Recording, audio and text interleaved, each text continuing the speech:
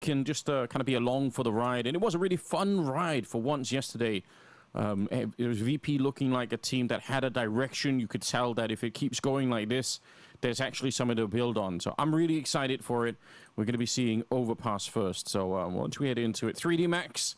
I mean, this is a team that loves to come up with tricks, and Overpass is the ultimate trick map. We've got grenade setups, we've got boosts upon more boost forever and ever. So I'm sure that they're going to bring something out here. They're going to be starting on the CT side, VP on that T side.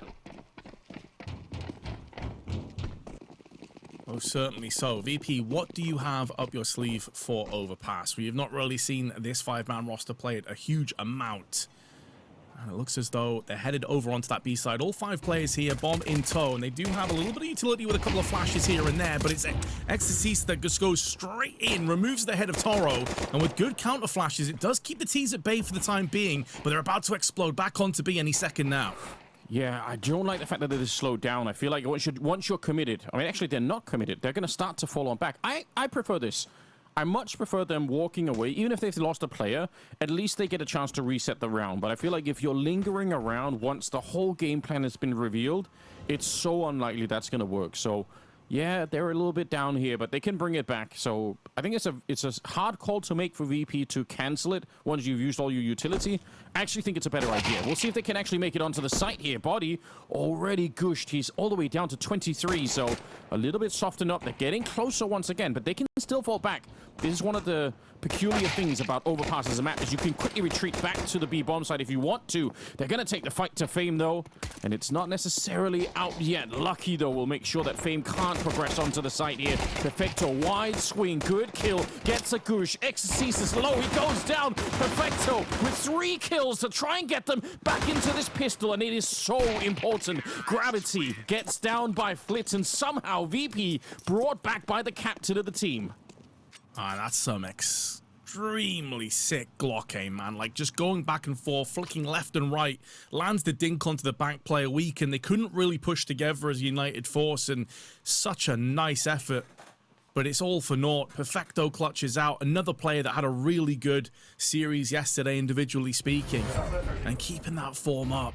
And I agree, Anders, like, Overpass is one of those few maps where you can consistently go back and forth. As long as you have connector control, basically the map is yours to do whatever you want with. And so the fact that they actually do fully decide to commit for that rotation, and then Perfecto just comes full circle, is so massive. Toro not slowing down into this one, though, up close and short. 3 players there, and the force by MP9 strike twice. Oh, the celebrations have been cut very short. We hadn't even got done talking about how cool it was, what Perfecto was able to do in that last round. And already, they're into this one, looking to potentially give it up. They've stolen an AK as well on the CT side. Lucky's the one to pick it up there. So this is about as bad as it could get for a second round. You don't want to be doing this here. VP, they could be really far behind all of a sudden. Molotov that goes all the way to the back. A counter smoke, not to put out the Molotov, but just to make sure that no one can even easily attack this position. They know that Fame could be in there. It's a great read, but he's over the smoke and still getting the shot onto Lucky. Didn't see that coming. The AK's been picked up by Body now instead, but VP once again trying to see if they can claw their way back into a round. They did it in the pistol. They're going to have to do it again. Just the 1 flash remaining, though, and no map control. Whereas previously they had that con for the rotations. This time they have to fully commit. Tons of damage to Fame. He's being whittled away, chopped down by those MP9s. Finally will fall. And that puts a lot of pressure now on Icy. And he will, surprise, deliver alongside Perfecto. Suddenly down to Maka. A deagle alongside him. Neither of these players is particularly low, and Perfecto clutches out. Again, VP. Snatch this round away. Back-to-back triples to make sure that his team stays on top. This is great work. Obviously, he's got one of the more memeable names. I see you guys in the chat calling him Defecto whenever things go wrong, but yeah, I don't know. I mean, it's unfortunate. There are some players like that. Remember how hard, Nafoni got wrecked by Maui just for having a name that could be memed upon. Memes are dangerous tools, just we all know this by now. But yeah, Perfecto's got one of those names. Right now, not that defect at all. Definitely playing very well. And I agree he was yesterday in terms of some of the mechanics, but also, like I said, I think it's worth highlighting. He was setting his team up so hard on the CT side of Ancient with flashbangs. It was super sick. So he's one of these players that's been lost in the wilderness. Like, it's been so confusing since the glory days of the old Na'Vi lineup and all the rest of it. It's just, like, it's been a real fall for grace, and obviously now he's taken over the in-game leadership. It's a lot to have to deal with, but if he can make it work, like, way more power to him. What an impressive turnaround it would be for his career if he could. Oh, no doubt. It's not like he's super old either. Like, it feels as if he's adapted this IGL role, like, relatively early, considering some of the roles he was playing earlier. He's only 25. Sure, he's going to be 26 before the end of the year. But fitting into that and realizing, okay, there is maybe a little bit of a gap right now in terms of IGLs in the CIS region. Maybe I can get something done. Maybe I can catapult myself back into being, like, really hotly looked at. And so far, it's working for him. Looks like we do have a bit of a tech problem. Some headsets are off, unfortunately, so fingers crossed we'll be ready to delve back onto Overpass in just a few moments' time. But it does give us a chance as well, and just to discuss like how these two teams have got to this point, because whereas the previous games today, if you were watching them, were all about like who gets to the semifinals and who gets to the quarterfinals, this actually is just to make the playoffs. The loser of this game is eliminated from this event, as they have already lost once on both sides. It was VP getting smashed 13-2 on Mirage against Legacy, and then 3D Max also lost to Legacy, actually, interestingly, before they beat Lynn Vision yesterday. And obviously, we got a chance to see VP dismantle MIBR themselves. Yes, we've had some interesting scenarios, and I mean, this tournament has been full of surprises in many ways. So I'm pleasantly surprised that we're seeing, you know, another one in terms of VP starting to turn the ship around a little bit, start to play a little bit better. So tough rounds here, and hopefully this one will not be one of them. There is a single flashbang on Gravity, so you know he's going to be on the high ground, presumably. No, he's going to be down with the rest of them. I said it too soon. But either way, he wants to set up his team. That I guess is the essence of it. Try and see if they can catch somebody. I'd be shocked if VP just go for it here. They've got 2 MAC 10s, and those are great scouting tools. If you lose one, nobody cares. Yeah. Exactly. The expendable players, they'll be throwing themselves into the lion's den as long as they win the round. No real problems. And if you get a kill or 2 out of it as well, of course, you basically paid for yourself going into the next one, where ideally you want to upgrade to that AK anyway. 3D Max, full stack. The old gamble stack with some upgraded pistols. Going to be going for that shoulder peek. Exorcist is probably a dead man. Ceases to be. Toro gets flashed in, but this is exactly what we're talking about. You send your MAC-10s in. If they take the kills, that's great for the bank balance. If they die, no problems. And it's looking like it's going to be pretty straightforward. Even though there are 3 players here, they're just dividing and putting them down where they stand. Big grenade damage as well. Yeah, and this is not VPP. Well then. That's so funny. I love it. I was gonna say they're not scared of shooting each other either, apparently. But they're not scared of the pistols, right? I actually really respect it. They stand still. They use the HEs. They use the Molotovs. They really want to make sure they win that round. So it's good leadership. It's good captaining coming out from Perfecto. You know, unfortunately, he had to give his life. It's mutiny already. It's really early on, but yeah, this is a fine round for VP. They lose a couple of players. Not really the end of the world. We'll see if 3D Max can surprise us in this one. Going to be the 4th round, and they got the AWP on Maka. Yeah, Fame is the captain now, just for a few more moments. 3D Max though giving up connector completely. Not really too much of a surprise when you consider that they're not fully established just yet. A couple players already low on the utility front, Graffiti and Body.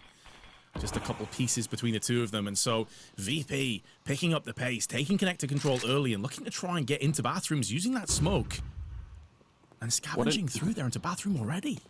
It's an incredible risk that they walk through that smoke themselves. I just can't believe it. If Maka's holding the smoke on the other side, then Flit is dead, you know, 10 out of 10 times. But they had some kind of a read. Incendiary. Ooh, it's not... I mean, the damage is annoying, but it's the tell on the other side, too. Marcus, great timing on that grenade. Actually pushing forward into it, and a good flick. Flit is down, and Marcus taking up so much control on the side of the map at the moment. I can't believe he's still moving forward. They've got a 4-on-4 here because they did lose Body, but with only 50 seconds on the clock, if they rotate back and get the kill onto Gravity right now, I think the round is almost dead. Gravity's in that forward position right now. A bit of an off angle from Connector's perspective. He'll be looking to try and get at least one. He saw the shadow. Definitely saw the shadow around the corner. And that gives their position away. Plucks the kill, backs away. Great pick. A bait and switch. But now Toro needs to start getting activated outside of the monster area. 22 seconds left. Graffiti still in position. And now the cavalry beginning to arrive. They haven't fully committed off this one because Mac is making moves in Connector with the AWP. And he will also put that to use. It should be the end of the round. It's just how much damage can VP do on the approach. I was going to say Icy should be able to save the AWP, but he nearly gets nailed through the wall. Looks like he'll be okay, though. Yeah, he makes a narrow escape, but that's great work for 3D Max. I think you're absolutely right about the shadow on the ground for Gravity. It's a nice position to be in. Let's say he did get traded, even if it's 1-for-1 there. Just the fact that he's able to say a little bit earlier, because they probably were going to walk all the way up onto the bomb site. They wanted to be real quiet with their VP while the smoke was still up by the restrooms, and they get caught early. Good work, good flank coming in. A lot of confidence on Maka, right? He's playing forward with the AWP, not afraid of them. Even going into the connector, it's not the most friendly environment for the AWP, but I love it. I think it's really sick. I mean, I love it when AWPers take these kind of risks. I'll certainly keep VP on their tiptoes. Can't assume anything at this point. Obviously, the other side of that coin, though, is if he does get splatted from a bathroom push, he looks like a bit of a fool, doesn't he? It's always like kind of the balancing act that you're doing when you're a player down, trying to make the most of any vulnerabilities. VP's economy is still capable of buying, but they're not much left. Smoke onto Monster, all the way from CT spawn, and look how aggressive Flick's playing this in Con as well, like just running straight up, takes a grenade, but forces body out of there. Yeah, we're seeing this Molotov a lot right now to put pressure on the CTs. I'm sure there are ways to counter it. I mean, for one, we've seen a lot of CT sides now throw HEs deep into the tunnel from the B-bomb side. Obviously, you're going to be blowing open that door from the CT side almost all of the time anyway. But if you have more grenades, you can punish that kind of a play. Here's a boost. We promised they were going to try and do some. It's also boosted the A-bomb site where they're boosting up on the sign. So yeah, boosts upon boosts. It's a classic. Olaf Meister didn't die for nothing. He's not dead, but, you know. Theoretically, almost did during that one tournament. So did I, by the way. Scary time. He will be forever remembered. There's also a sign up there as well to commemorate that moment, of course. Legendary moment in Counter-Strike history. 40 seconds left, though, and VP. There it is. Thank you very much. What are they doing with the bomb? The bomb is in T-spawn, Vince. I hate this, but it's also a feature of the map. It happens actually fairly often. 30 seconds. They need to go right now. If they want any chance of doing this, they have to be so fast with it here. Body getting caught, just jumping around, frolicking in the A-bomb side. I hate everything about the way that he played that. Marco's going to get the kill in return and realize there's nobody else out here, so it's down to B. But the time could betray VP. Toro, he's got so little of it left that he doesn't really check everything. Gravity just crouched in the corner. They can't see him at all. And with just a couple of seconds left of Palm now, I don't think he'd even be planted any longer. They're going to win to time alone as VP misjudged the situation and 3D Max pick up another round. Oh, it's so masterful from Gravity, man. Like, he was waiting behind the boxes as long as possible, and as soon as he heard the footsteps pushing towards water where he had a teammate that was watching short and could be shot in the side of the head, that's when he springs into action. The entire other time, so many players would snatch at that opportunity. They'd be like, oh, I can hear the players. Let me have a quick fight against them. He waited. Yeah. He gambled that he wouldn't get peeked, which Toro's not going to. There was no smoke on Heaven, no smoke on Graffiti. You can't afford to be checking every single angle. You're way too open. You're way too vulnerable. So well played, Gravity. That's exquisite. Yeah, just that one kill seals the deal for them. Really well done. Let's see if they can keep building behind this, though. 3D Max. They don't have the AWP at the moment. So, gotta be a little bit different of a style here. It's a shame because Maka was playing so well. But on the VP side, it's down to the 1M4 and then the AK on Flitz. So they are missing some of the utility. Early classic grenades are coming out here. I will say this, because obviously they've changed the incendiary since Overpass was in the mix last time. you can run through that incendiary if you really want to. You might get hurt, but if you want the space, you can definitely go for it. Jumping on the corner. Body, he knows what's up. Spends half the magazine, a little bit more now, trying to take the fight, but not reloading. It's like he was trying to bait him into that fight, and he was. Fame goes down, and the attack is on for the B bomb side. They're not going to slow it down this time. VP, they didn't want to do what they did last round, run out of time. They want the bomb plant here. Tech9 jumping across, and Perfecto with the kill. It's another reminder that holding any kind of a B rush is so hard on the map. Yeah, so very difficult, especially when you have tools like the Tech9, which the run and gun potential on that weapon is outrageous. Even though they've got the opening pick in the playground, they're stuck behind smokes. They need Body to realistically try and draw away some fire, but they've decided against it. The money is too costly at this point. They need to save the weapons, look for some exit frags perhaps, but it's also two-dimensional because it's not just saving your own money, it's giving less rifles across to the opposition as well. They don't want to give that fourth one across to Icy. And so Mac is going to try and stand his ground, plants his feet in the deck and allows them to move up. The bomb may do a lot of damage here to the T's. In fact, it barely scratches them as they survive with 3 players. Only Body lives to tell the tale on 3D Max. What a turnaround by VP. Absolutely huge.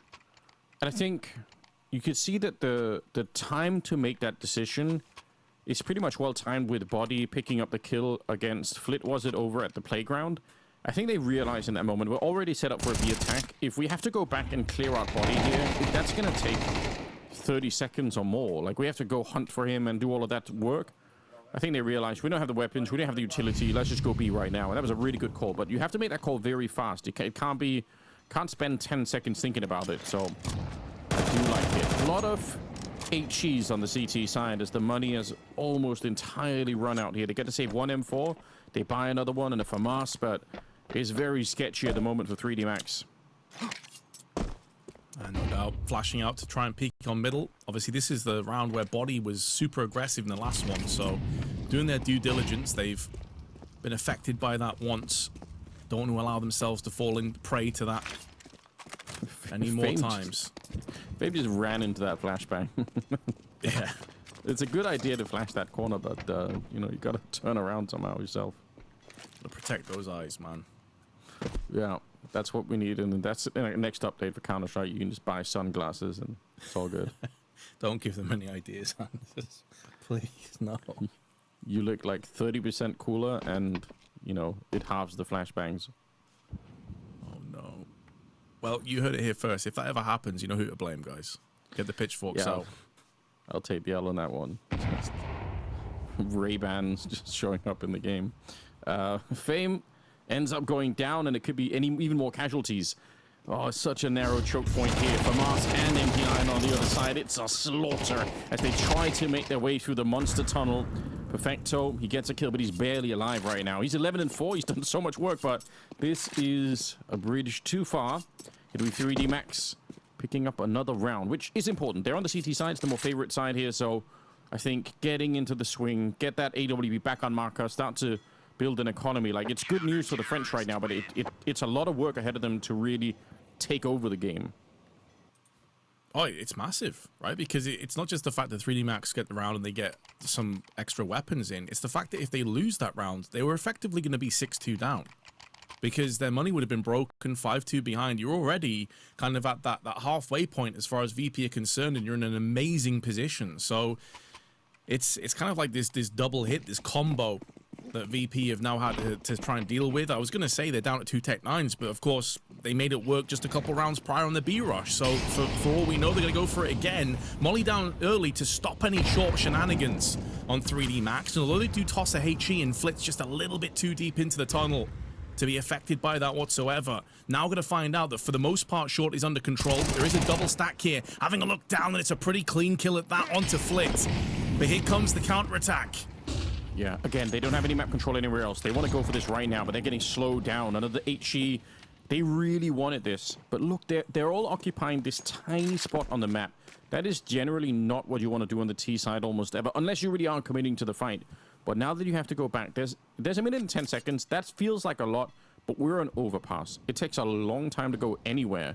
If they go out long, Body's holding that. if they go restrooms instead and make any noise, Body's going to be flanking them instead. Already we're down to 50 seconds. You could see it's taking them 20 seconds more or less just even getting to here. Oh, I hate everything about this. They're going... It might have been hard to commit to it in that last round, but they are just so far away from getting onto a site right now. Yeah, and it feels almost desperation. Like, if we take long enough, guys, they'll rotate. Well, there's no reason to. The forward position from Body allows them to know that it's basically going to be B.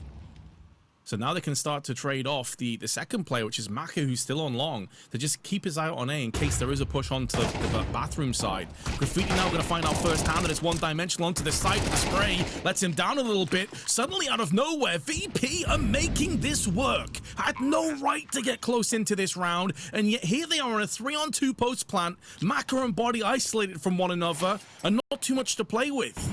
Tell me it wasn't the Tech9 getting the kill in the heaven. I hope it wasn't. Body's going to get an important kill there on the Toro. They want to fight their way back. 3D Max. It'd be embarrassing if they give up this round. Back to, not quite back to back, but losing a couple of them to the B bomb site. You don't want to be going down to the Tech9s once again, but they might not have a choice in it here. Maka gets the kill, jumping over.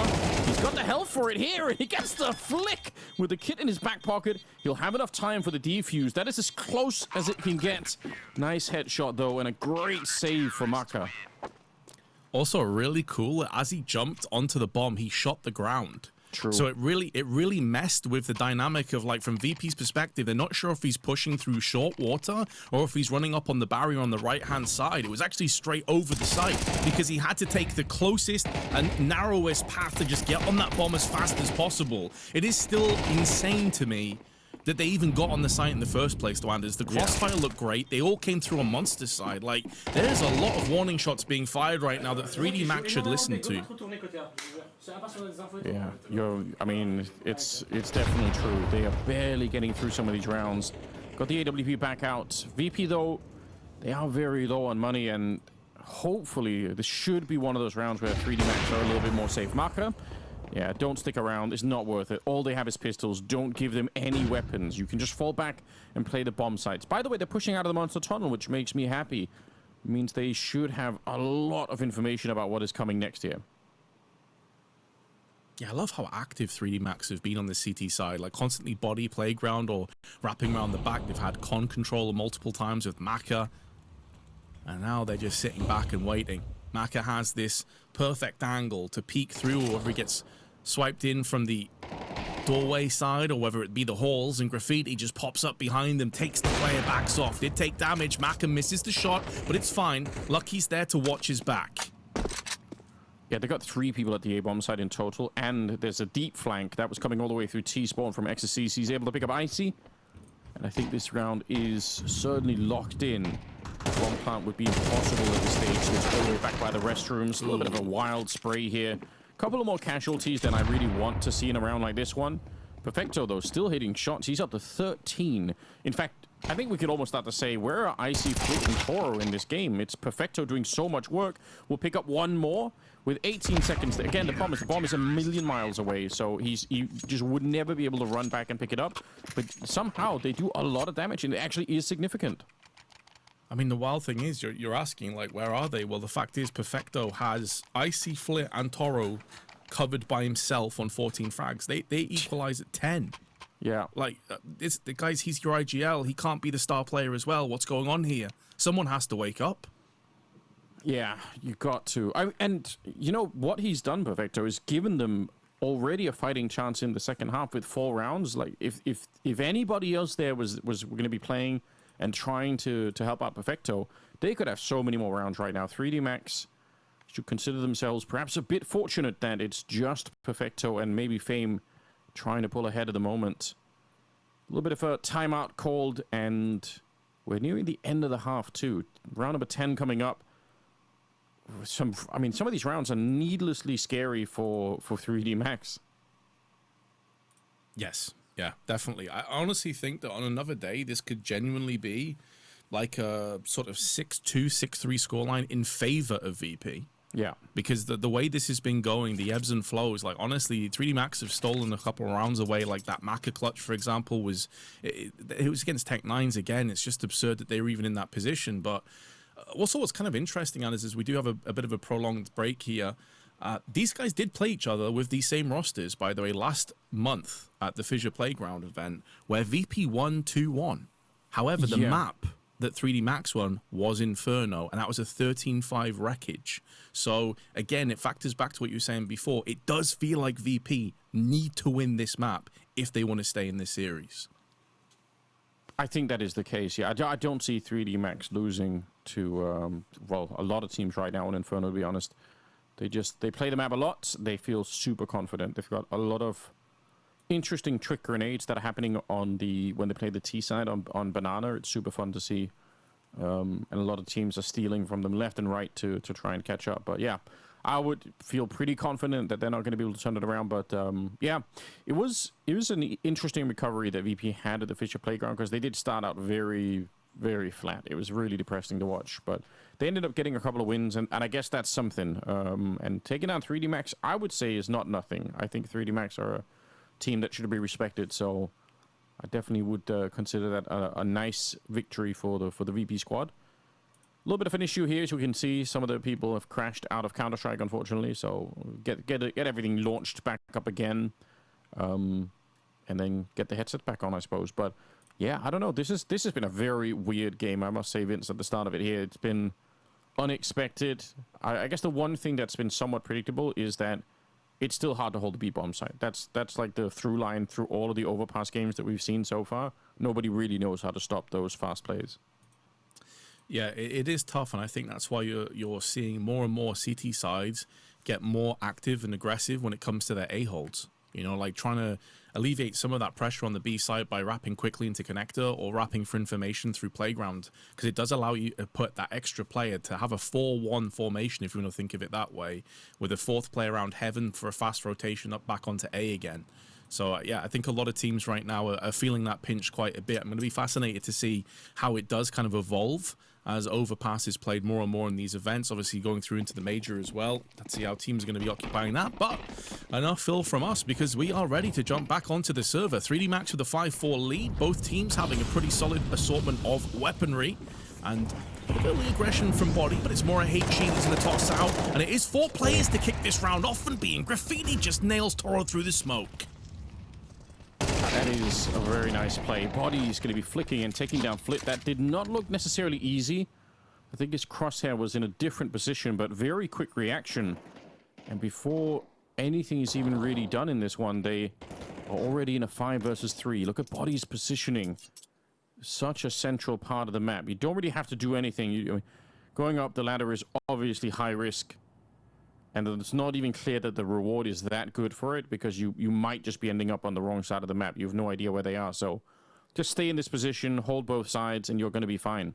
Wow, this is great news. You said it earlier. They are pretty aggressive on the CT side, 3D Max, and they're proving it again here. Yeah, and they've got the early rewards for those efforts. The problem here for VP, pardon me, is that they have Body down in the con, and they've last seen him here, so they may assume that he's backed out, but they're always going to have that little thing creeping in the back of their mind of what happens if he's still there. They don't have the resources, they don't have the firepower or manpower to really go and dig him out, because time is already below half a minute left on the clock. You have to make a commitment. You have to just force this one in, and the fact that the bomb is headed to B means those other 2 players will need to come through on con, but Body second guesses himself and stops to wrap around the back. However, even if he doesn't get these kills onto con, it's allowing those 4 players to stay on the site, and eventually his position will become known. Good flash forces Macca's hands, but there's strength in numbers, and they will pivot in for more. It ends up being a slaughter, with 3D Max regaining a 2-round lead. That is a huge round. They don't lose anybody. They keep the orb alive. They upgrade into another couple of AKs. I'm pretty sure Body heard the running with the bombs going through T-spawn.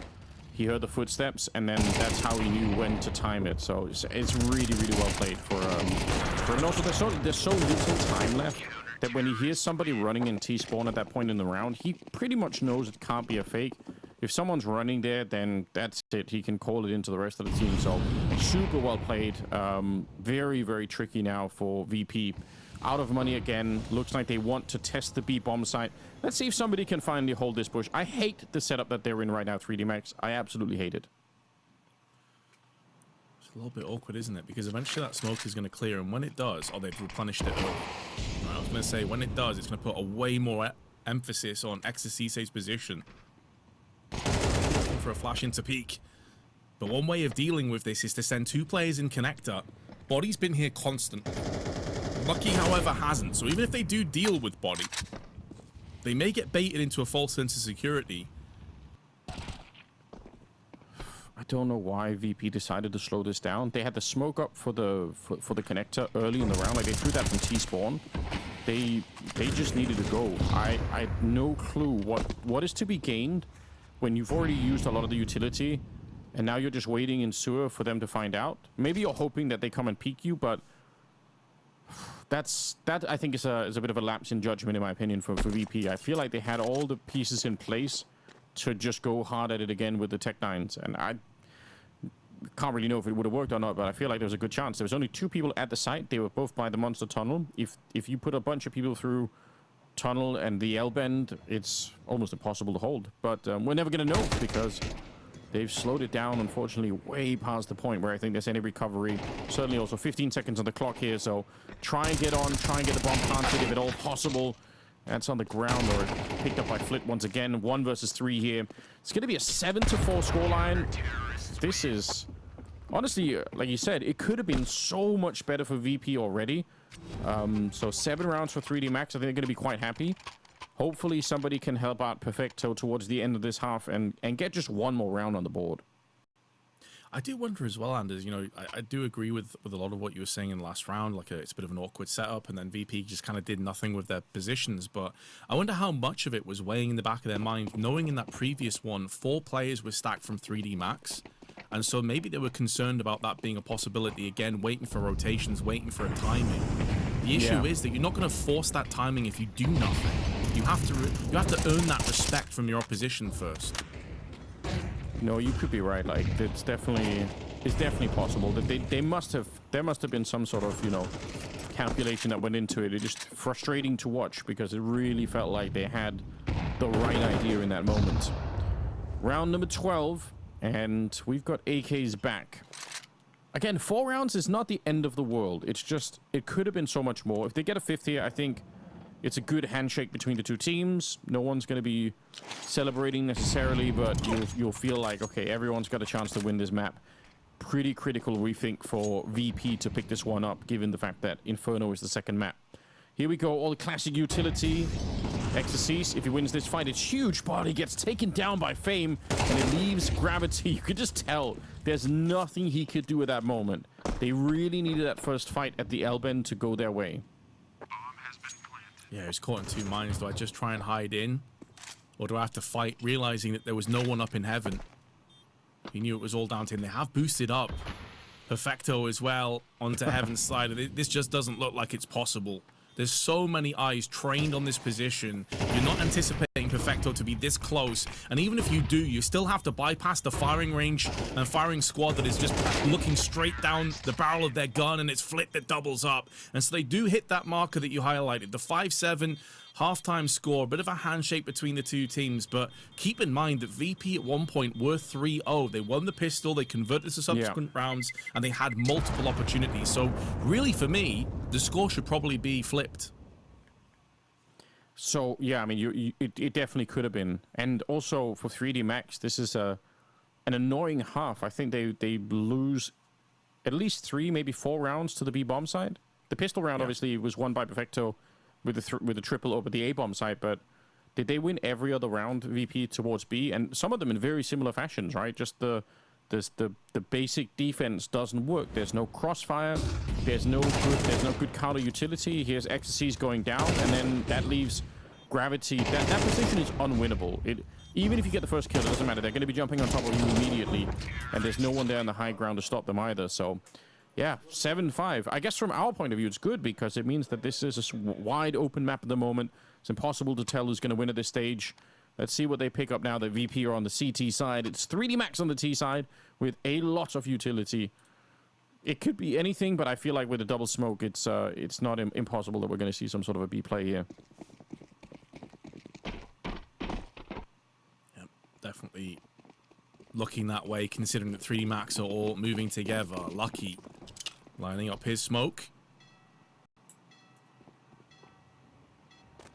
Meanwhile, he's going to be waiting just for his teammates to get close enough. They have been spotted, though. Flit catches a couple of pixels, I think on the knee of Toro as he jumped across.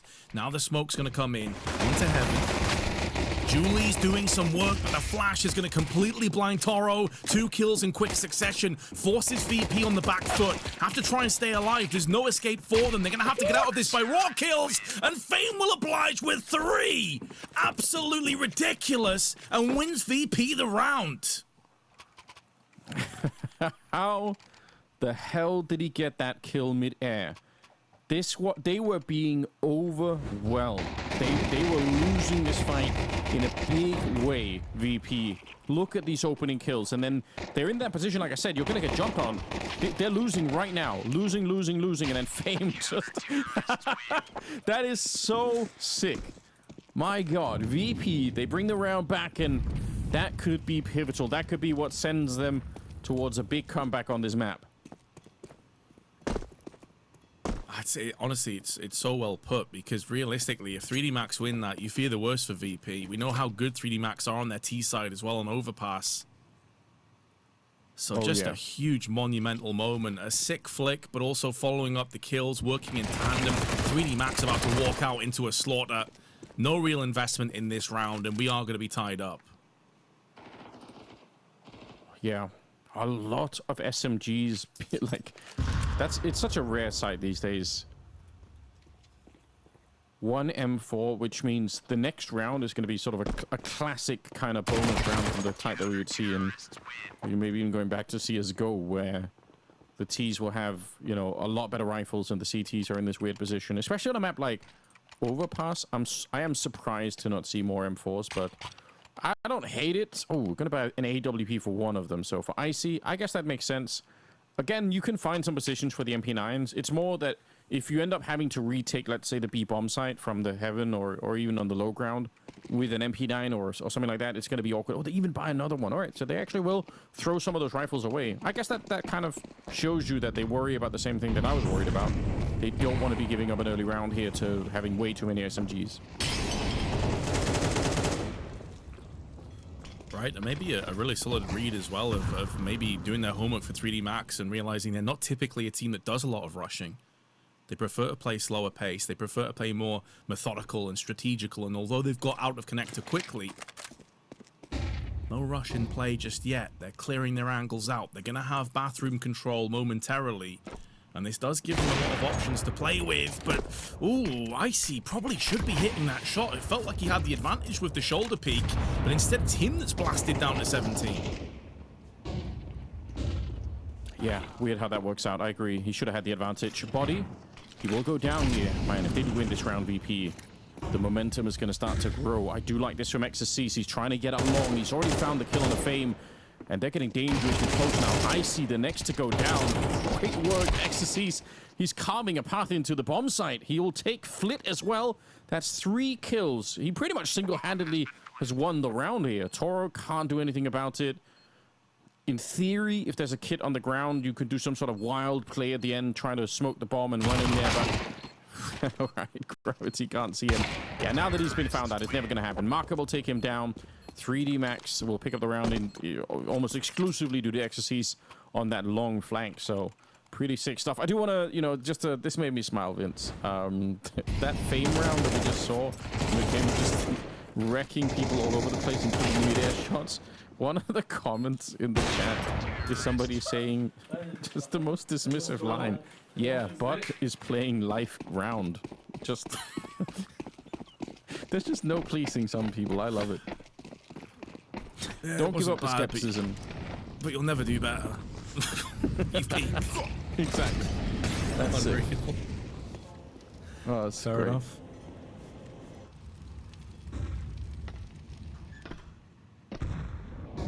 Well, ooh. For a bot, he's doing pretty well, Fame. He's got 16 kills. He's actually outfranked even Perfecto at this stage. Yeah, and when we mentioned that, by the way, it was Perfecto on 14, Icy and Flit on 4, Toro on 2. That's changed. Perfecto stayed the same, though. He's still on 14 frags. He's not really had that same impact. Whereas Fame's doubled. He was on 8 kills at that point. He's really came alive. Exorcist, though, out of the back of a great previous round, is going to get an entry. But it really is an interference play. Like, he just wants to cause a bit of chaos, a bit of mayhem, finds a bit of intel out, but there is a fast rotation up for Perfecto. So they will have 2 players up here, but now come in the nades. Yeah, they're really close to the bomb site. Rotation's coming in. Flit is running there, incendiary in hand, to try and stop them. That smoke is really awkward for them. They're not quite able to play around, and then just get completely wrecked as they try and get close. Icy, point blank range with the 5-7, a headshot to take the kill. And Maka here, out on long. I mean, unless they just go investigating right now, because there's only 25 seconds, there's nothing you do from this position, and it's better to save. Yeah, it definitely hurts to be in that position, as you want to get that momentum and track and have full faith in yourself. But ultimately, it's a bigger picture moment here. Keep the AWP. You won't have too much to play with in the next round alongside it. Oh. All right, investigating. The smoke that they had to play around, it's worth pointing out here, that was Icy throwing it down. Normally those kind of smokes, we tend to sometimes call them sort of lurk smokes when the T's are throwing them on various bomb sites, but this was a defensive smoke by Icy put up, and you can tell how incredibly awkward it is for the T side to, they have to run onto the site, but then have to sort of wrap around that smoke, and the CTs are hiding at the edges. It's super annoying. Yeah, I feel like especially on a map like Overpass, where you're always looking for those kind of opportunistic moments to try and push around the edges of smokes, try and wrap around the back of your enemies. It definitely does put a lot more discomfort on your opposition, that's for sure. Molotov down early doors. They do buy alongside the saved AWP here, so they've got an AK, a Galil, a Deeg, and a Tech 9. This does feel like it's a 2-for-1 round. If VP can clamber on top of it, it would see them hit double digits more than likely. So a really important moment in this first map, with Inferno looming and beckoning just around the corner. Feels like VP have to snatch the life out of this. It's so critical. You're absolutely right.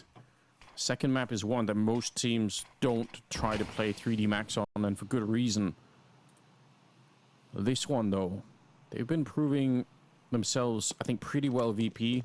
Perfecto leading the charge. Fame as well. If they could get even 1 or 2 more players added to the mix, then all of a sudden I think VP are able to take back over this game and completely crush the 3D Max.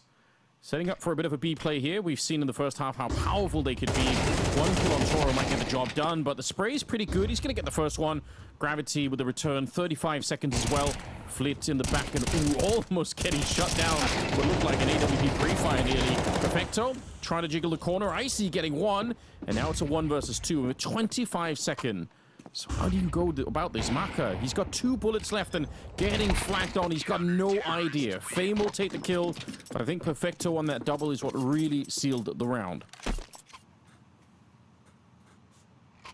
Yeah, that's why this round just fell apart for 3D Max. Maka desperately just trying to get a bomb plant to tickle the economy forward, but as you can see, mid to high 2000s. Only Maka about above that $3,000 threshold, due to the fact he saved the AWP a couple rounds ago, but it does look like we're headed to that 10-8 score, barring something special from 3D Max, and this is where VP can really start to string together a bit of momentum, really string towards that finish line.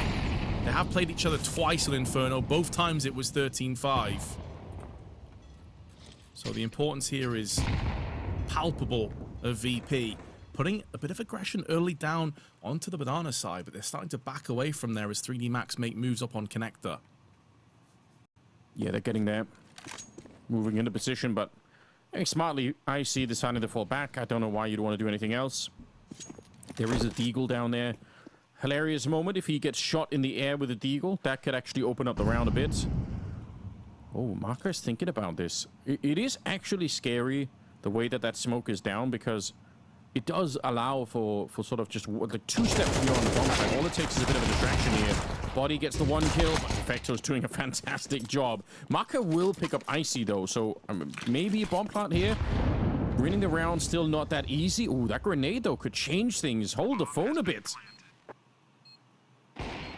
And Toro's nowhere near either. He has got the pick though onto Maka, and that's now going to put way more of a problem in Graffiti's mind. Also, keep in mind, he has no Kevlar. Aim punch going to be a real problem for him to contend with additionally. But the timer is ticking away.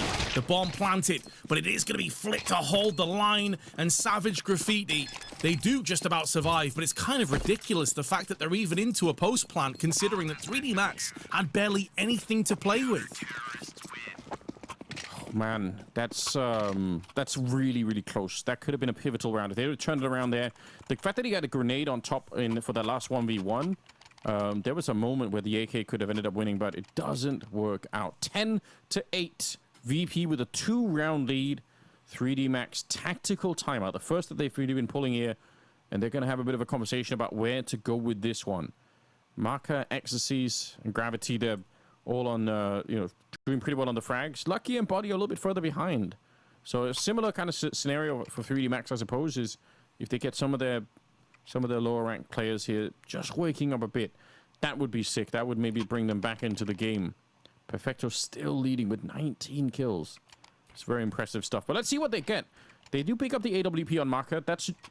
You don't always do that. There are some teams that just love playing fast B on this T side, and they don't even want to buy the AWP at all. But yeah, an indication maybe already that it's going to be a slightly slower round here for 3D Max.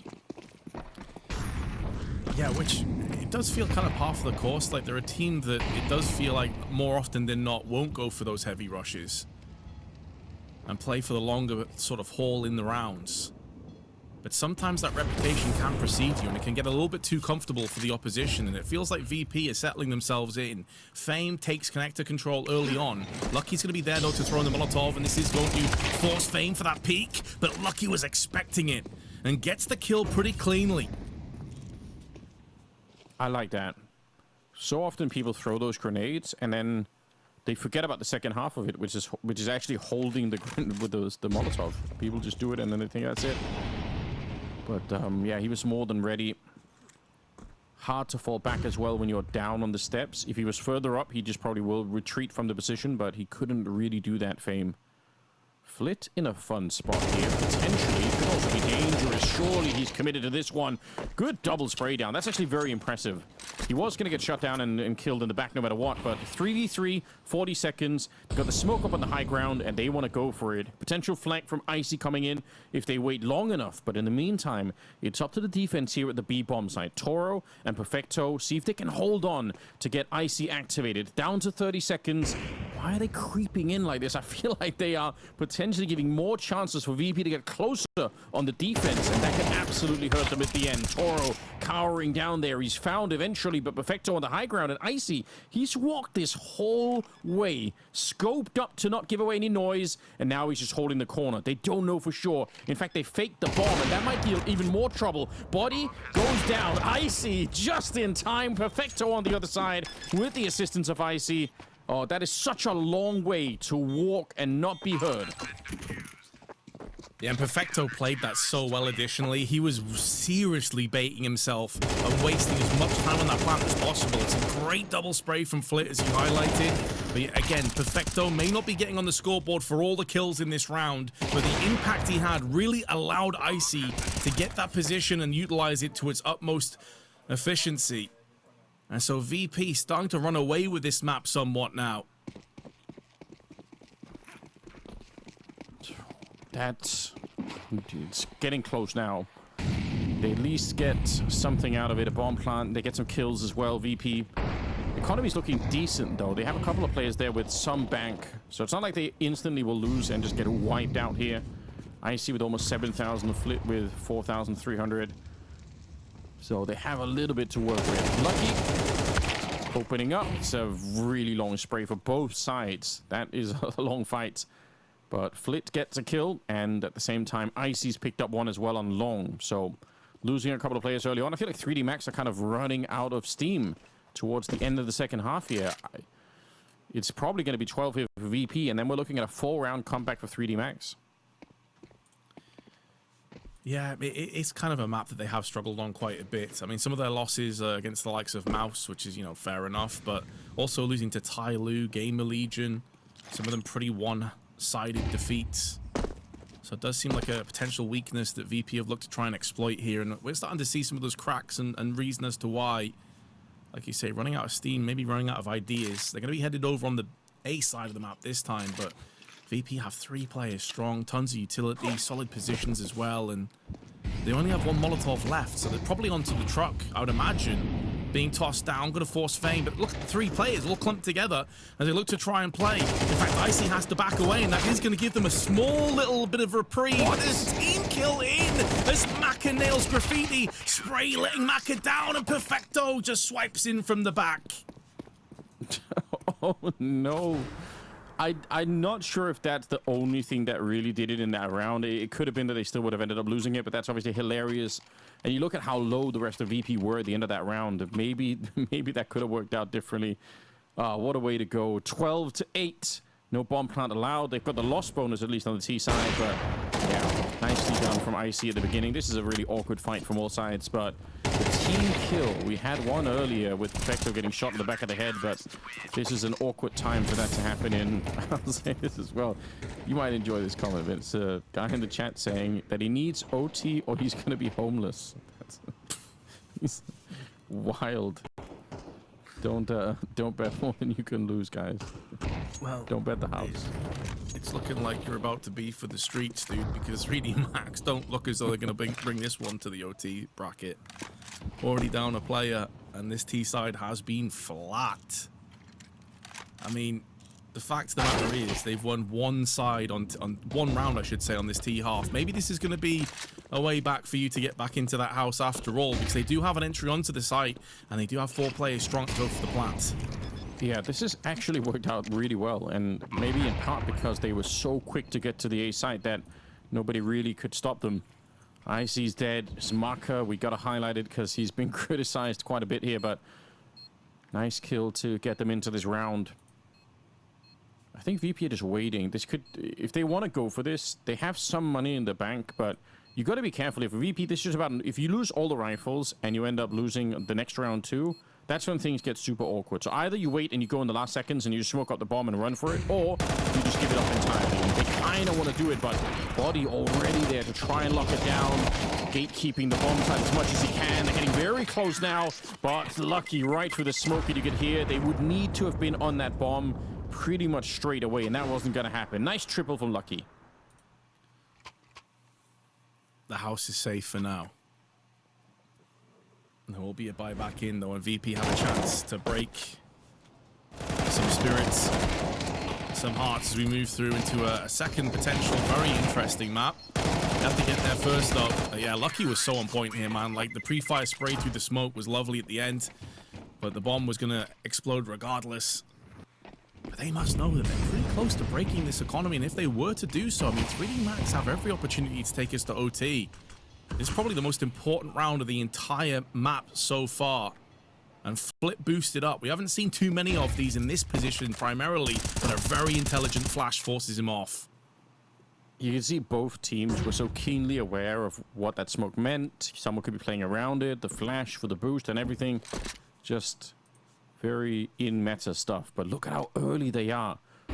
Walking through the tunnel. There's going to be no delay in the timing here, but Fame and Toro on the other side, not getting caught off guard. Somehow, it's down to gravity and not for long. Flit will take him down 13-9, and a victory for VP in the opening map of the series. A deserved victory as well. I mean, the first half was all perfecto, let's be honest. He carried his team kicking and screaming, but he carried them for long enough that they woken from their slumber. Fame started to wake up. Flip also had a ton of impact. Fame, of course, with that crazy... I feel like they're all getting up. Yeah, look at it. Fist bumps are coming out. We're getting ready. So, once again, big welcome. Thank you for your patience. We are heading into the second map, and it's going to be on Inferno here for the CAC. The players down there in Shanghai... Great city to be in my opinion. Go there if you get a chance to, especially if you get to watch some Counter-Strike. That could be super fun. We're close now to the playoffs happening as well. We're going to be crowd and everything else. I think it's going to be quite exciting. Absolutely. 100% agreed. And apparently, they have just announced the CAC for 2027 as well. So there's plenty more of these awesome Chinese events going through into the future. But for the here and now, we have to still figure out which of these teams is going to make the playoffs of this CAC. And at the moment, VP have the advantage. That being said, a couple of Julies in apps and playing together in tandem, Icy and Toro. This is a prospect if you walk headfirst into this stack. Yeah, and excl has some grenades here, so it kind of is annoying if he goes down in this position. He absolutely will. So some of the punch of this execute that otherwise could have been is now taken away. No flashes around the corner. They don't check this one. Fame. He's so good with the USP. He had those mid-air shots on Overpass, and now a couple of execution-style kills as they just don't check the corner. I think they even had a Molotov, but the problem is obviously if you slow down to check and Molotov that corner, you also slow yourself down quite a bit. And the whole point, I think, for 3D Max, once they lost XCCs on the other side, is they just wanted to be quick with it. Lucky gets a kill back. They can still win this round. Actually, somehow it's back on now.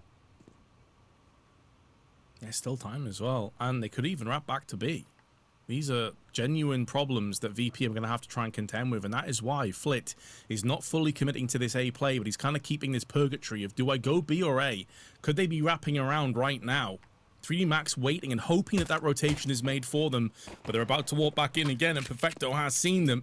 Rattles a couple of shots off. Julies have been picked up, but at this point with 25 seconds to go, 3D Max may have missed their window of opportunity. Flit's still not entirely sure where both these players currently reside. Molotov tossed over onto the A site. Going to be pushing behind this, but the Molly's going to do nothing to deal with the player on there. And Perfecto from the side is going to strike in alongside Toro. This round is done.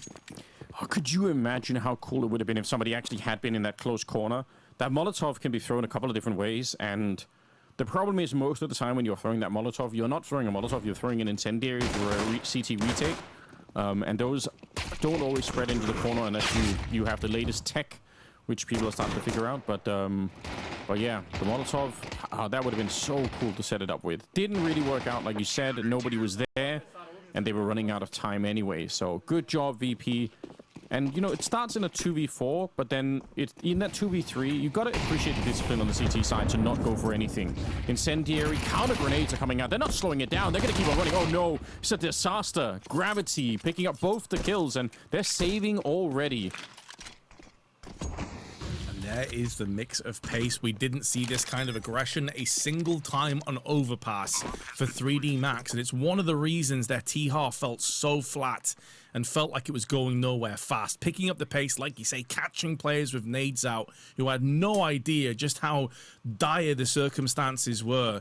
The only bit of good news on like a silver lining on a dark cloud overhead for VP is at least they should be afforded the luxury of saving these 3 weapons, so they can effectively just kick into the next round.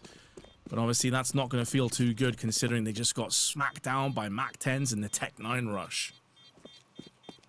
You can feel the disaster coming a couple, like maybe 5 seconds before. Like they realize they throw down an incendiary, but because Valve just hate the CT side, they've made the incendiaries functionally useless for those kind of stops. Like no one's stopping on Banana for that at the moment. So especially on a round like this one. So they just run through, and then you're busy throwing grenades. You don't have the guns out. It just gets worse and worse. There's no coordination between those two players. It is surprising to me how there isn't more of a focus on protocols in those moments, because the protocol has to be to slow down the rush. Like, I don't even care how many HEs you have to throw around the corner. Even if they're wasted, it just feels like not doing it in those moments, you surely recognize what's coming. Bit of a shame, really, for VP, because, again, they are really the underdogs on this map. So losing the second round could be the beginning of something really bad. Feels like pistol rounds are going to be an absolute requirement. They are 3-3 in the pistol round front. They won both in the first map. And of course, the first pistol of this one. Mac are taking a lot of damage early doors, but Banana Control, for the most part, has fallen under a French flag. Bomb drop down can easily be replenished, but also forward positions at the top of middle. Graffiti's there with a Mac 10, and he's joined by Exorcist. So they've got so many options allocated to them here, Anders. It's just whether they can find and thread their way onto the site here, because if Maka goes down, like through a smoke or just a pre-fire on such low HP, this is where things can start to get a little bit sketchy and a bit worrisome. Yeah, there is a way to hold this one. Oh, but he jumps around the corner, trying to set it up for his team. Body criticized him a bit in the first map, but good job here. Trying to tap away towards the pit. It's a bit awkward. Toro, he does get traded out, and in the back, Icy. He can't find a safe spot. They try and get through the smoke, but Lucky was there to hold on. And now it's just at the flip, trying to see if he can navigate. Oh, he's dancing as much as he can with the MP9, but it just won't be enough. Lucky, great double. XC's with a great double as well.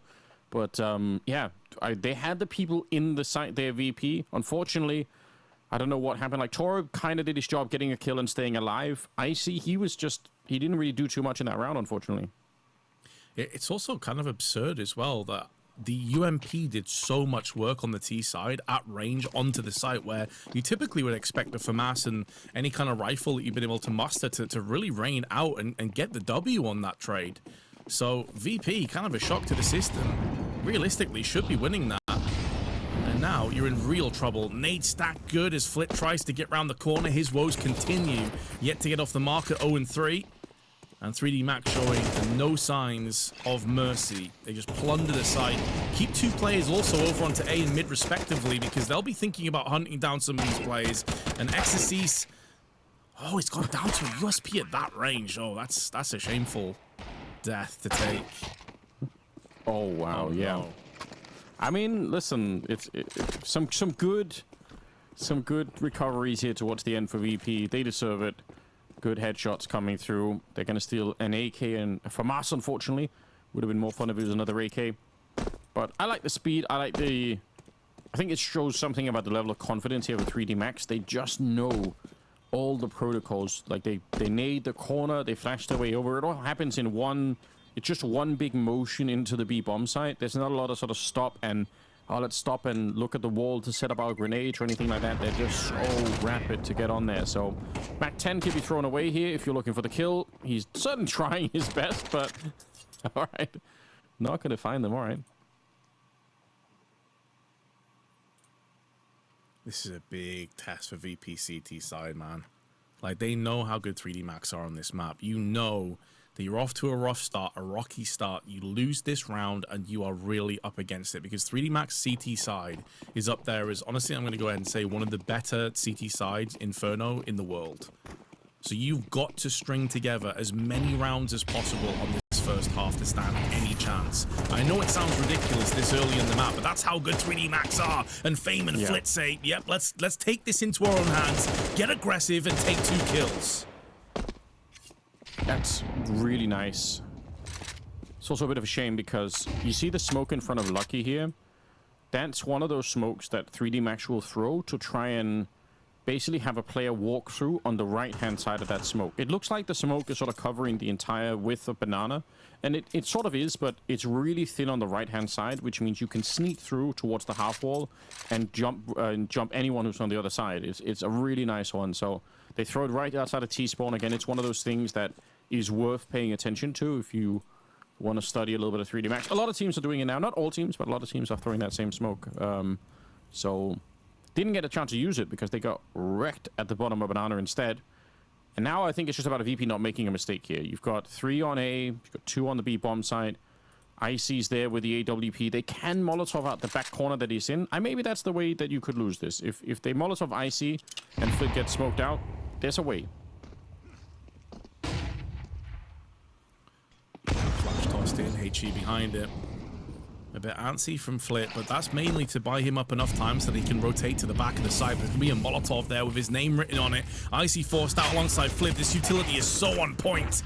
Oh, it's going to be so frustrating if you're those 2 players. Like, you're trying to set up desperately. 2 mollies down. You get wide swung from another couple of players from the T's, and you're just dead. You don't even get to play a part of this round. It's so ridiculous that 3D Max are in a position where they may have just won out a 5v3, but Toro and Fame have something to say about that one. Fame trying to limp his way up Banana and allow Toro to have that first strike. They do have the kit, but it's also in the hands of Fame, and it looks like they may just be tapping out. 3D Max, 5v3 against the odds, still get it done. Don't say I didn't warn you. We are living in a simulation, and I am controlling it. They just set it up so well. Oh, in a different world, I'm going to be accused of just talking directly to 3D Max. That was textbook. It really was. Perfect play. And that's why we feared the worst for VP on this Inferno. Match paused. Not sure if this is a tech or a tactical. I think it may be a tech issue. But money is brimming for 3D Max as well. And it kind of factors back to what you were highlighting towards the end of Overpass when we were briefly talking about Inferno, when it was clear that the map was going to be a done deal, where the sort of protocol and executes from 3D Max on their T side are just a joy to behold. Like, they always seem to have the winning formula. They always seem to be able to throw the right grenades, hold on to enough as well, which is a really underestimated and underrated element of it, by the way. It's like, just because you have nades doesn't mean that you need to throw them immediately. Holding on to nades can be a huge deal in the last 10-15 seconds, as you just saw firsthand in that last round. I think something else to maybe think about, the way that Icy is playing in that dark position, it's fine for an AWP, obviously. Once the Molotovs are coming in, you can actually see that for a good long while, Icy he's sort of spending his time trying to get out of the Molotov and find a safe position. But there's another mentality you could have employed there, and I think you think of somebody like a Brokey or someone like that or Monacy, who probably would have just said, I'm gonna die here anyway. I'm just gonna run forward in towards the fountain. Even if I have to sit in the Molotov, all I need is one kill. It's a 5 versus 3. If I don't panic, just scope up and get the first kill, that's it. We win the round almost certainly. But the slight moment there where he's trying to survive is ultimately what just puts him in a position where I think he burns down to like 20 HP before they turn the corner, and he's like weirdly up against the pillar there, and it's not a fun time, right? You're busy trying to not die as opposed to winning the round, and that's a moment of real panic there that I think really cost them a lot. So just I bet we could go back and find clips of similar position with other AWPers where they just say, that's it, I'm committed, I'm gonna die anyway, but I'm gonna make sure we win the round. Yeah, it's like you need someone sometimes to take the initiative, right? Like, secure the round over your own individual life. And I think, unfortunately, that's one of the reasons why I think VP were originally looking at going elsewhere with their AWPer. Because I see, unfortunately, more often than not, in those 50-50 decision makings, like when chaos is ensuing, he is typically more of a passive player. He is typically the one that's going to actually back out, back away, fade away. And even then, he's not the most consistent at hitting those shots either. So I think that's kind of like worked against him in the past. I don't mean any disrespect to him. He's still an extremely good AWPer, obviously, and like I'm sure he'll have a bright future ahead of him in terms of career. But yeah, those are the kind of moments where you would love to see an explosive AWPer that takes the fight to the opposition, realizing if we sit in these positions right now, we're basically rolling the dice and we're hoping we don't have Molotovs. Well, that's no way to play, especially when you're up against it like this. Yeah, because you just needed a little bit. I mean, the flashbangs on top were pretty brutal too when you see the replay there, but here we go. We are back into the swing of things. 4-1, round number 6. And the money, like you pointed out, pretty good for 3D Max. They're going to be going for it. Molotov around the corner onto the sandbags. Flit forced to use the smoke to try and keep himself alive. Running away and very nearly getting caught. That is dangerously close. Fame down to 11 health. And Flit also getting tagged up. But again, it's banana control here for 3D Max. Yeah, and they make it look pretty effortless as well. Sure, some damage has been inflicted, but the same could be said to VP. And you still have 2 Molotovs. You still have a couple of smokes that are being traded back and forth right now. So more than enough utility to make a real go of this. Not too much on the other side. You've got 1 smoke left in the hands of Flit. So you can't fend off this push forever. Throwing in the smokes over onto Arch side. Flashes as well alongside it. Exorcist is going to be basically the interference play. Yeah. Try and do as much as he possibly can. The bomb is still in banana, and the desperation push from Fame has been punished. Yeah, that push happens because of, like you said, Exorcist is the smoke's going up towards Arch and Library, and Exorcist on that corner. It's enough that VP want information about what's happening. And to be honest as well, if they don't do that, there's a chance that I would have criticized them anyway for basically saying, wow, they're playing blind, they don't have any information. Then when you go find the information, you die anyway. So sort of a damned if you do, damned if you don't situation that's happening. It happens a lot on Inferno. You either need to know, basically there are 2 positions you have to figure out where the T's are, or are not. It's either top mid or it's that banana position, and preferably all the way to the bottom of banana, but even top banana will do it. You just have to know one of those positions, and they tried flashing their way through, just did not work out. Now let's see the hunters on here. There's so much money. There's a risk here that you're going to be giving away some AKs to the CT side. You don't really want to be doing that, but they're not doing that at all. My God. Maka with a double Mac 10 kill. They are disgustingly rich on that T side. Yeah, and VP are sadly very poor. They needed some of those weapons to buy around so they could have had another decent go of it. But instead, 5-7s, maybe a deagle or two thrown in the mix. It's not going to be that much. UMP's also been picked up. I mean, round loss bonus is accruing nicely. It is 5 rounds in a row to 3D Max after VP won the pistol. So they'll be able to buy down to around 1 to 1.5k, and they should be good to go in the next one. But the simple fact of the matter is, like, the currency of dollars is no longer the one that's most important. It's the currency of rounds. And VP are in poverty right now. Flipped. That's wild.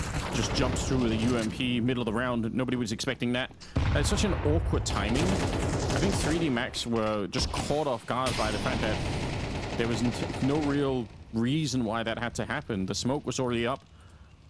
If anything, it would have been 3D Max trying to play again around that smoke, but it's VP just clapping them in the middle of banana. Maka and Lucky down 5 versus 3. We've been here before, but hopefully VP can find a way to solve this and get them pretty much all the rest of the rounds. I mean, 5 rounds is already pretty good for 3D Max, but just don't lose another 5v3. The thing that worries me though, Anders, is if they do stay in these close angles, there are 2 Molotovs that 3D Max have. If they throw them in tandem, they have replenished the smoke. That's good. But if they had thrown those Molotovs in, it could have got really messy in banana quickly. They've thrown the smoke, and they do start to back away. I like these plays from VP. And they're keeping 3 players on A. They're about to join with a 4th. As Flit's coming through on the Speedway side. But what's their defense looking like? It's with inferior weaponry. But time itself is now an enemy that 3D Max have to deal with. Good smokes here to try and block them off. Flit, though, he wants to walk right through. The timing is so sick. He's almost won the round here. Gravity, surely, and oh, he actually can't quite see him. From our point of view, it looked like he could. Icy goes down. We're at 8 seconds now. They need to get on that bomb plant right away. They can't delay any further. Forget about the kills at the moment. They're going to get another one here, but unfortunately, no bomb plant's going to be happening. So VP, they make it out. It's a bit sketchy. It's a bit scary. And they actually had a couple of kills, I think, after the timer's run out as well. What was especially grim about that couple of moments, that awkward moment in Arches, is I think Graffiti threw a Molotov onto the site, which got them a kill as well. So, like, if that kill came a second earlier through the smoke, a really awkward kind of confrontation, that molly doesn't land, and it probably would have been a better defense overall. Yeah, you can see the Molotov forces him out into the open, and he gets flashed off the back of it. Doesn't end up mattering a great deal, though. Good round for VP, a disappointing outcome for 3D Max. But we're talking about how important these rounds are. That's a great boon to the economy of VP as well. Actually gives them a fair chunk of cash on everybody, apart from Icy and Toro.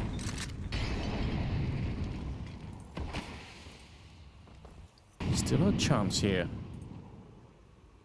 The fact that they got 3 AKs as well, I mean, normally you would say this is a nice position to be in. Double nade. Looked for a second like that was going to do a lot more damage to Flit, but I think he jumped out of there just in the last moment. And VP have kind of decided in this round not to fight for banana. You don't have to, but like I said, probably that means you have to figure out what's happening in top mid, and they currently don't know. So this is where I will start to lay down a little bit of criticism towards VP and say, where do you have any information? You don't know what's happening. The closest you have is Perfecto at the corner of Arch at the moment. And he probably knows it. He probably is thinking the very same thing is, man, we are so blind to what's coming next. Yeah, exactly. You either want to have top mid information or players deep into apps so that you can rotate a 3rd player over onto B, or at least stockpile grenades so that you can stall forever. And neither of those points is coming in. You saw for a few moments Perfecto was eyeing up the idea of rotating, decides against it. Now he's realizing very quickly that that would have been the correct decision. Molotov's coming down, Flip playing anti-flash positions right now, and then he does peek perfectly. Fame and Flip together in tandem once again, just being a devastating duo. But Graffiti and Maka with huge entries. 12 seconds on the clock. Fame with a labored spray finally put down, but there is enough time for the plant, and the remaining CTs are still on A. Oh, they're way too slow. I think they were being held back by XSCs. I think he was shooting at them from the corner of Arch there, so they kind of know where they're coming from. They know that nobody's going to be retaking from Banana. It's going to be both from the Church or CT spawn. Incendiary on Icy, hard to throw in this kind of a retake, but in theory, he could burn out Maka in this corner. They need to be quick with it, though. Kit on Toro as well. Can't spend too much time here. They're going to throw it behind New Box, but now that opens it up. 3D Max, great chance here, and it's already too late. They never really pulled the trigger. Like you said, they were so far away by the time the bomb was already planted here. It'll be a 6th round. And VP, they had so much going for them with those early kills. With 3D Max, they turned it around just in the last second. I think that round really like perfectly encapsulates exactly what you were talking about as well, though, Anders, to like come full circle on this. If you have the intel top mid, or if you at least are pushing into apps, maybe even second mid, then you can send a third player over way sooner. It was such a valiant attempt from Fame and Flit. Like, they really did do about as much as they possibly could between the two of them. But because they had no third, fourth, or fifth player even close, because they were smoked off in Speedway from Perfecto's perspective, there's only so much two players can do by themselves, and ultimately it was too far gone. That's why you need that mid control. That's why not fighting for Banana often stings later on into the round. Trying for some early timings there. Flit would love to do something, but yeah, you're right. They do need a little bit more. This time they've got Icy at the corner of Arch, so that's enough. Then at least you know there's nobody immediately going to be executing onto the A side. He's probably going to get smoked off in a couple of seconds, but at least he's there for the moment, and it gives them a little bit of something to work with. Around the corner, oh, looks like they could almost be going for it. Maka, if the counter smoke doesn't come down there, he was thinking about it. Nade around, lands on Flit. There's the smoke for Icy. They get rid of him. Again, trying to blind the CT side as much as they can. Yeah, it's really cool, man. It's almost like working a jab, you know? It's not necessarily about doing the damage. It's about hiding the big shots, hiding what your true intentions are. And that's what 3D Max are doing round after round with these smokes. Again, Exorcist, he's off on a fact-finding mission to lurk. May not be required, though. And our Fame boosted up. We haven't seen his position too much. It may yield a kill, but the problem is there's just so many players pushing down on him right now. And he can't even nail one. Yeah. Oh, my God. What? They've already given up the round. Stop exercise. They've already decided that they were going to save. And he's just out hunting. Some wild mechanics for him. He seems to be fired up at the moment. Yeah, I hate to say it, but this map just looks like it's over already at 7-2. I don't know. We kind of did warn everyone that this was going to happen. I think we talked about it even on Overpass at the start of it, and it's pretty much playing out the way that we were expecting. It's cool to see, though. I mean, I will say this. It's really awesome to see 3D Max on home ground, just showing why they're so dangerous on this map. Exactly, man. Like it's been a real treat to watch their T side. I've got to say, like, sure, there's always two sides to the story, right? Like VP haven't had a great CT side. Some of the calls have been a little bit scrappy. I think Perfecto clearly isn't too confident on calling this CT side, especially against 3D Max. But it has been great to watch how they've thrown in these smokes. Exorcist constantly just being a real pain in the ass on A, lurking, trying to draw away fire. VP, they got to be like dizzy from spinning around so much, never really knowing what the hell is going on. And that's really a testament to how good 3D Max have been on this T-half. Yeah, see if I mean, in theory, they could just keep playing this playbook, I think, 3D Max. They don't have to change that much, but they have other strategies, and it would be fun to see.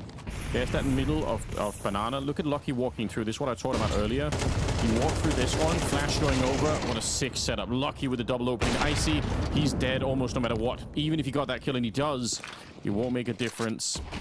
Grenade to take him down. That's that middle of Banana, left-sided smoke. And then the walkthrough, and this from the CT point of view, it looks like that smoke is up. So then you're not expecting for somebody to walk through, but they definitely can. Super sick, super great meta play coming out from 3D Max. And I was talking before about their CT side, but don't overlook their T side in terms of the stats. Again, keep in mind they're playing against some of the biggest and brightest teams on Inferno on an event basis. They have a 60% win rate on their T half. That's really stellar, really solid, and obviously, again, we're seeing some of the reasons as to why that's the case.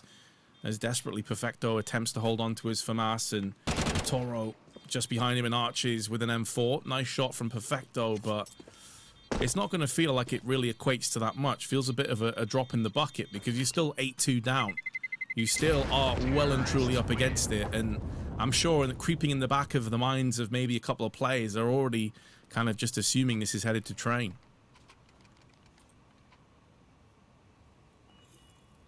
Round number 11. Yeah, I mean, there's not a lot here, I think, to discuss, unfortunately. It's a shame. VP, they won the pistol as well, if you remember. Very good work. Just 3D Max continuing to teach everybody watching how to play this map. This is really a masterclass in how to play the T side. So just sit back, enjoy it. Lucky with 12 kills. It's not even about the kills, really. It is about the overall teamwork. I like this. VP saying, you know what, we just have to stop playing. This is style that we've been doing. Try and interrupt them, see if you can completely throw them off their game. Pushing down the middle, it's not a bad idea. Perfecto, 6 shot. He was halfway flashed as well, but he still takes down Gravity. Maka and Body. Bomb is here. I don't know if Body could get the kill. Well, it would have to be towards the pit, I guess, for them to actually get the bomb planted. Maka trying to fight his way out, but he's going to burn alive, and it just leaves a single player in Body. Unfortunately, very much boxed into this position, so don't think he can check everything. He has to make some assumptions, and unfortunately, Famous still in the pit, so VP with the 3rd round.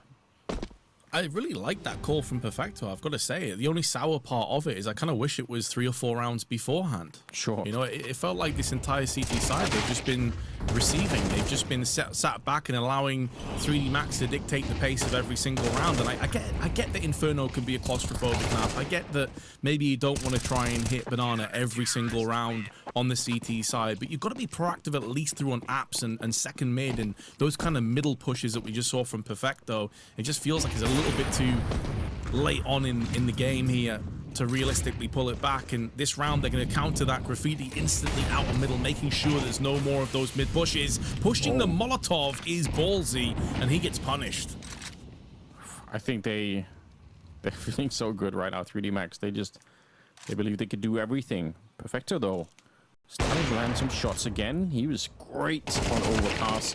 IC is going to get a kill here. All right, looks like VP will try and clean up a couple of rounds towards the end.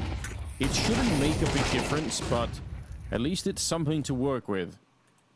I say that not to try and disparage them, but just to try and say if they make a comeback on the second half from an 8-4 scoreline against 3D Max, again, it would be completely mind-blowing. So I doubt it's going to happen, but 8-4 in the first half into 3D Max, obviously, as we've been saying in any number of ways, they look really good on this map. Oh, they most assuredly do. I suppose one thing, if you're a VP enthusiast, enjoyer, or you've put your house on them like that guy in chat did earlier, is that they have won 3 out of 3 pistol rounds, Anders. So, you know, they're on track to get a 4th. If we go off that basis, at that point, anything is possible. It's exactly, realistically, I think that is their last lifeline. I've got to be honest, I don't like kind of dealing in ultimates or ultimatums or absolutes when it comes to casting, because you never truly know, but it does feel to me if they lose this pistol, then you can pretty much say sayonara to Inferno at this stage. Yeah, I think that's fair. I don't disagree. But yeah, winning a pistol round, let's see if it's even possible for them at all here. What do we got on the 3D Max side? Duali's been picked up. I feel like we almost never see kits picked up on the CT side of Inferno because you probably either win the initial battle or, you know, it's going to be a struggle anyway to get into a bomb site. So it feels like kits aren't that useful. Sue's been picked up by XSCs. Now, that is something. How much do you want to troll? He's going to the apartments. He might be setting up for a funny play. Either way, a lot of utility on the T side. 2 smokes, 1 Molotov as well. So VP definitely looking for a heavy execute. Did get spotted. Goes both ways. Flit and Body have an eye on one another. Throwing down the decoy. And now moving across to the app. So I thought XSCs would be in there with his Zeus, as you said. Like, it's got so many little annoying rat angles. You can use that. But he decides better of it and backs off. doubt he's going to be able to pull it out and sap someone coming out of the apps behind him, but it certainly would be highlight worthy if he could. They jump out around the corner and he backs off smartly.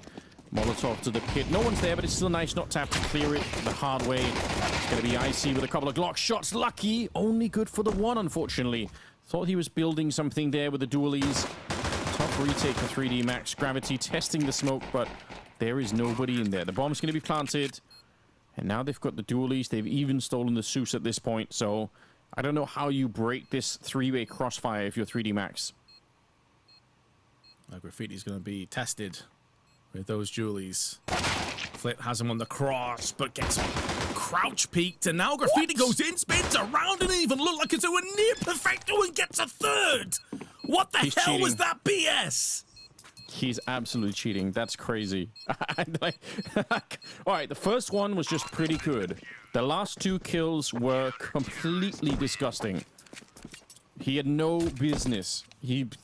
I don't even know. I don't even think he's aiming. I think he's just throwing his mouse across the desk, and somehow that's a headshot in the corner. I've never seen anything like it. And even the last kill, why is he half jumping? What is happening? Get out. Yeah. Fair reaction, Perfecto. Can't even blame you, actually. That is disgusting. By anyone's standards, that's disgusting. And, well, like we were saying, man, like, if it looked bad before for VP, well, it just got a whole lot worse. That's so sick. What a wild ride French Counter-Strike is when it's played like this. That's so good. 9-4. And obviously just any kind of speech that you would have given on the VP side, any kind of, conversation about, all right, this is it. We won the pistol, guys. Let's go. That is so quickly taken away when you end up losing it in that fashion. They must have felt like that's it. Yeah, I was about to say, okay, 100% pistol win rate in this best of 3. And then Graffiti said, about that, Chief. Let me just toggle real quick. I'm joking, by the way. Or am I? I mean, if I'm playing against that, I typically don't report people, but that might be like a rage report moment for me. I'm like, all right, that's it. Like, I'm mad. Now I'm really mad. Little did I know, all those terrible Premier games I had, I was just playing against Graffiti each game. Yeah, that's how it is. Oh, all right. Body getting found in the smoke. Bit of an odd position there. Traded out. You know what? Fair play to VP. They've actually got so much deeper into this round than I was expecting. Marker and Lucky will just have to wait out the smokes here. There isn't another one that's going to be thrown up, so they've got the kit as well. But there is a fair shot here that VP could find a way to steal the round back. That would be really impressive. And it wouldn't really make up for losing the pistol, I think, but at least it gets them a bit closer to recovering some of the momentum. Perfecto playing in the back of Dark, and so is the other player. So a little bit of a double setup. Nice, typically a bit of a mind game, but it doesn't make a difference here. Marker is going to be able to get the last kill, surviving on 12 health. But you can definitely see the theory behind that. Once you get the first kill on the first guy, you look elsewhere. Instinctively, you're going to be looking somewhere else for the second player. It very nearly worked. Yeah, I mean, typically, if it's a player Dark, you're going to be looking at, like, Banana or New Box. Those are the two angles that you're more, like, naturally going to be having a quick check at. So, a nice idea. And they nearly got it as well. Fame Spray, I think 2 or 3 bullets at the end actually, like, went through the fountain. And that's basically what saved Macca's life and got 3D Max to 10. Apparently, so a guy called Solo Q in the chat is saying that they literally said to each other, you're cheating. So we've got someone who's able to translate some French. So that's it. Great. We do need that. More French translations, please. Or he might be cheating a little bit himself. I'm going to find Perfecto through the smoke. And it is a 4 versus 5 here. 3D Max. It looks like it's just almost like a matter of procedure now for them to close out the map. I don't think VP are going to have too much strength left in them. In fact, I'm surprised that VP are still kind of... You can tell they're really trying every round. And I actually think that is a good sign. Like, they don't look like a team that's given up. They just look like a team that are being outclassed on this map. Bro, I was just thinking there as well, by the way. We saw Perfecto's like perspective after that Graffiti BS play, and he just kind of threw his hands in the air and shook his head. Imagine that was electronic. Someone's getting thrown out the window, dude. Yeah, that's definitely true. I do kind of miss that. Like, obviously, I don't know if it's good for the atmosphere in the team, but Electronic got really mad. You're right. Yeah. Well, this is a tough round to return into. They've got a smoke they can throw for CT spawn if they really want to. They can probably even Molotov out one of these positions. Unfortunately, they're too close to throw the elevated smoke. So, yeah, it's going to be the default one, which means XSC is going to be looking right on top of it. That's actually a bit of a win. Backup is starting to get there. Deep Molotov doesn't hit anyone. Oh, Fame. He just guesses. I don't think he can see that. That's a great idea. A lot of bullets coming through. They are so sure that he's there. I don't know how they knew, but they definitely did. Icy to get the kill, and we're just 8 seconds on the clock here. The bomb's going to be planted. Maka, he wants to be the hero. He's got a teammate with him. Oh, wait a minute. Body could be a double kill. They very nearly line up. Look at how close that is. That could have been, and maybe even should have been, a 1 versus 1. Yeah, and considering as well that the last player would have been on low HP, that was very winnable for Body. He may not have realized it's some unconfirmed damage, perhaps, but I also have to give credit to VP, because after some of the losses they've just taken there 2 rounds in a row, you could understand if they were just like pushing the self-destruct button and their minds were completely gone here, but they've kept their resolve, kept that tenacity. They're still in this game. Yeah, they're well and truly up against it, make no mistake, but they're hanging on in there. And, I mean, 3D Max's money is kind of garbage here, Anders. There's definitely a way back.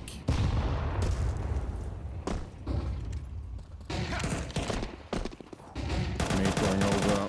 They are pushing down. Yeah, the money situation is a bit weird. That's potentially a bit of runway. I remain incredibly skeptical of the chances for a comeback. But winning this round, obviously, will get them to 6-10. And then the money's not really going to be any better for 3D Max, so I guess we're almost going to be at 7-10 immediately.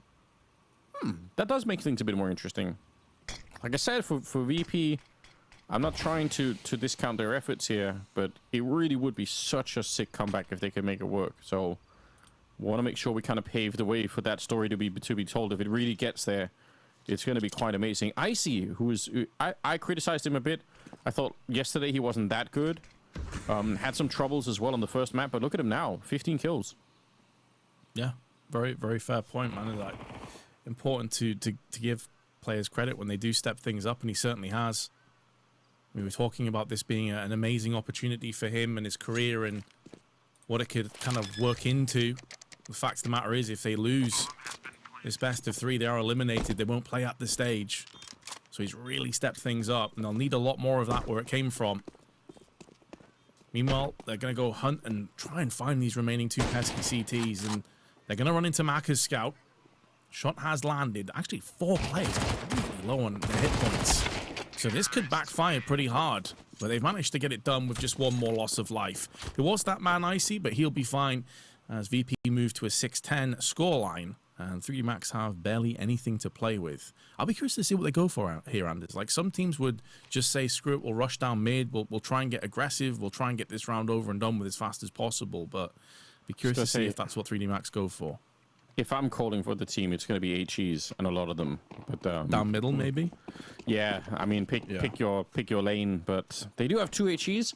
I just think it's fun. It's rarely worth it. It's very hard to land these grenades. One of them actually bouncing into the pit, so that's not really going to help out either, but not the grenades. The headshots will do the job. Whoa. Body, XSCs get a couple, but for once, VP holds strong, and they managed to really repel whatever was going on there. Bomb's going to be planted at B. And they know that XSC's on the other side, so they're not really worried about that. They just probably don't want him to have this AK, and they should be hunting for it as well. Fame goes down. They're not going to lose the round. That can't really happen here, but I don't know. They could lose a lot of weapons on the VP side, and economy too. Yeah, they lost 2 plays really early there to USPs. So XSC's, I mean, realistically, he wants to save this AK. This would be a massive bonus. They've both gone hunting. Now, he's not going to go to the site and defuse. There's just not enough time for that. This is all about saving. And he has bypassed both the Ts. I don't think they're going to be able to find him here. They're going to assume he's in pit. Yeah, exactly. That Molotov is thrown on the pit. They'll be checking the site as well, checking graveyard, but nowhere where Exorcist is currently residing. a complete off angle you're never expecting. And considering they came into this round with barely anything, taking an AK and 3 scalps alongside it, that's a W as far as 3D Max are concerned. I really think so. It's a nice story. Tell yourself coming into this next round. Number 18. It's a 10-7 scoreline. Like we said, it was probably going to end up there with the funds being what they are. But every round that VP win from here on out, more or less, will be probably spawning another round, or at least a much easier round after that. So there is something to work with. Smoke going up towards the middle, just to cancel out that incendiary. Forces 3D Max to stay really vigilant on the CT side. They got to make sure. Some good utility coming out as well for them, but there's nobody there to receive it. VP, they are playing a fairly slow style at the moment. They're not really rushing anywhere. So, some of the early utility for 3D Max not necessarily doing that much. Smoke down, but 2 Molotovs were tossed into top banana just to make sure no one was hiding out in the sandbags. Good HE as well. Icy and Perfecto take the brunt of that shrapnel. And this is where I'm going to be very curious to see what kind of protocols Perfecto has up his sleeve. We saw 3D Max were constantly like pushing and tugging away at some of these extremity positions. XSCs was always being proactive. They go for a late banana take with flashes and smokes alongside it. And it does force the T's away here. VP have eaten a lot of their time off the clock. They do still have 3 smokes to play with, but time is starting to run dry. Especially that 1 smoke on body is kind of devastating if you want to go back. Let's see. Okay, so they are going to go B. That smoke, if it goes up right about now, Gravity's the one who has it, so he wants to put out a potential Molotov instead. I thought they were going to try and slow them down, but this is still pretty cool. 20 seconds, boost on up, and body with a double kill. They are ready for any kind of Molotov to go down. You can see they've preemptively put it down so that they can't get Molotov out. It's a really great idea, and at least it's given them a mad advantage in the afterplant here. With Icy and Toro left, they must stay alive here, VP. They can't let them back in, but it might not be their choice. XSCs takes down Icy, and Toro, the new kid on the team, Justin from the academy, now in a 1 versus 3. Gonna pick up the first one there. Jumping around the corner, it's a nice idea, but they are right on top of him. Very nice swing. I love the way that he tried to play that corner, but they didn't give him a chance to isolate those fights at the end. Yeah, exactly. I mean, realistically, when you are in that kind of a position at a 1v3 and you've just given your position away to take that first, like, you have to kind of go for some audacious kind of wide swing play. You can't just sit in there and just hope for the best. You're going to get sprayed down. You're going to get found out. So I do like that he tried to go for it. Also shoulder peeked it to try and draw away some more of that fire from the A1S before he went for the wide swing. You can definitely see like the cogs turning in his head as to why he was making those decisions. Unfortunately, he was just up against it. Yeah, I mean, it's an attempt that could have worked, right? There was, all he needed was, a little bit more of a passive style from 3D Max. If they weren't hunting him down, then I think he can keep on trying to jiggle around the corner and maybe make that work. But wasn't gonna happen. 11-7 boost, very cool. I thought they were gonna use the smoke there just to try and buy more time off the entry to B, but it's a nice and kind of different way to play it when they end up throwing it down or like making sure that they can't get Molotov. That's kind of sick as well. So here we go, getting into the late stages of Inferno. Not that much left at the moment. Train to decide the series with if we end up on a 3rd map.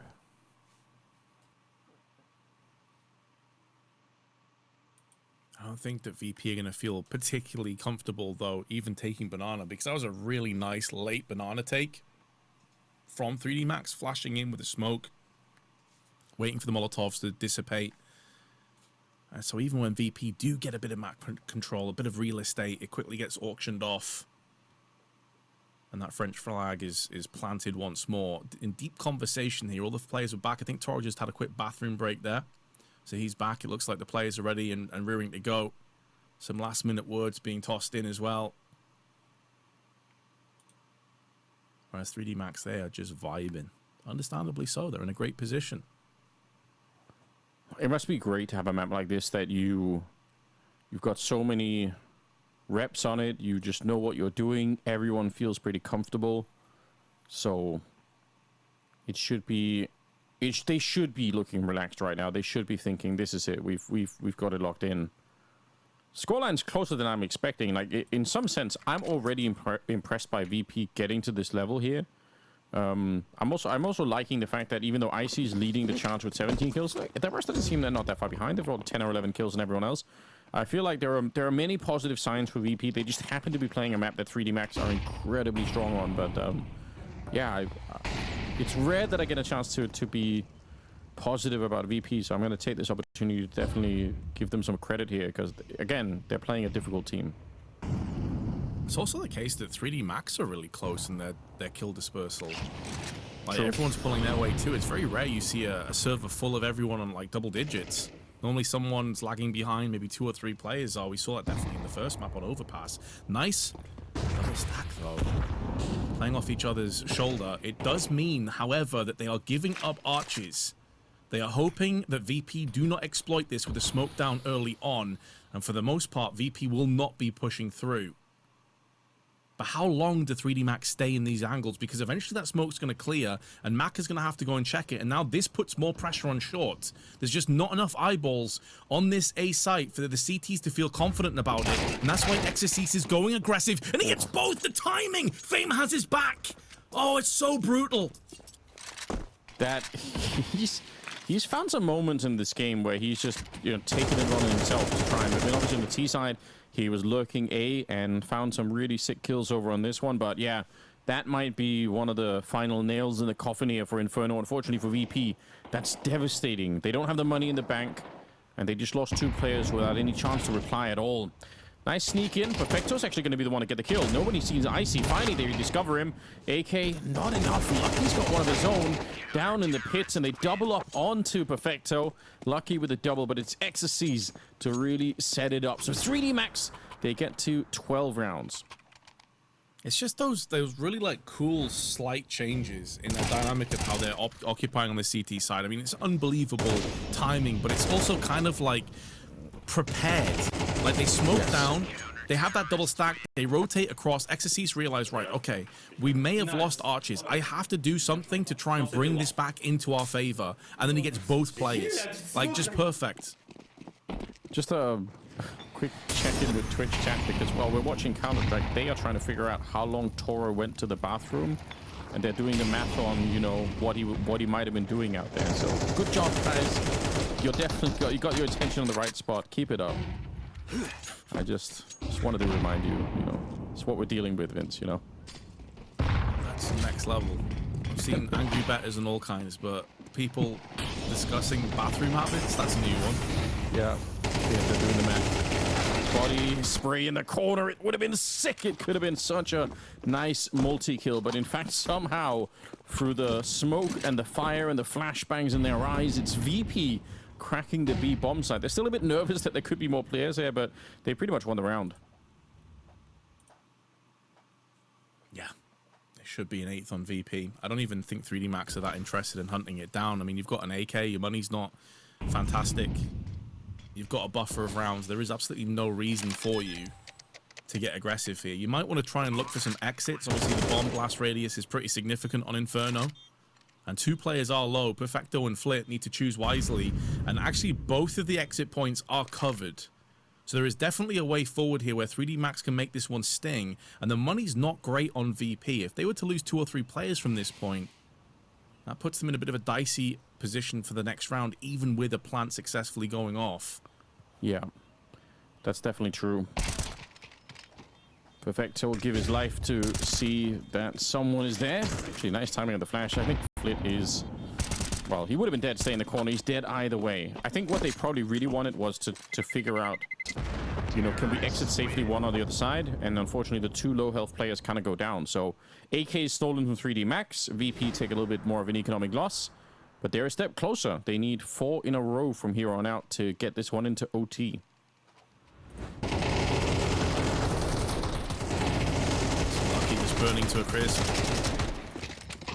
It was a real bit of a Hail Mary push on that Molotov. Didn't work out this time, but I like, again, 3D Max, like, it's almost conditioning your opponents. Like, we talked about this multiple times, but when you're pushing these mollies, you're getting super aggressive, you're doing these kind of like off timings, it's always going to be playing in the back of your enemy's head. They'll never feel completely comfortable. Get traded, but no damage inflicted. And it's that setup again.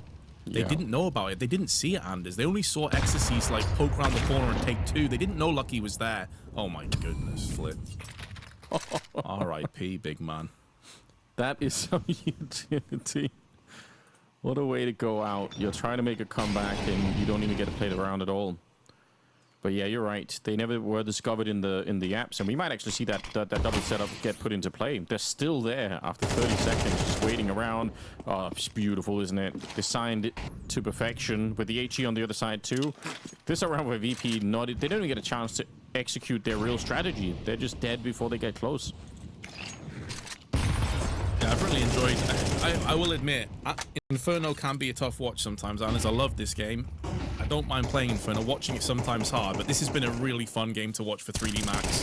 Yeah, especially spray from body eventually gets the job done, even mid-air, as he puts the wings on that A1S.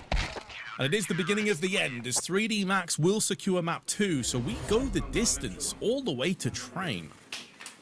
Yeah, let's get it. I'm kind of excited. Both teams, I think, have shown some strength, even in a loss here, VP. Yes, they were outclassed in terms of their understanding of the map and everything else, but that's to be expected. I don't think they really gave up, though. I feel like they kept trying to...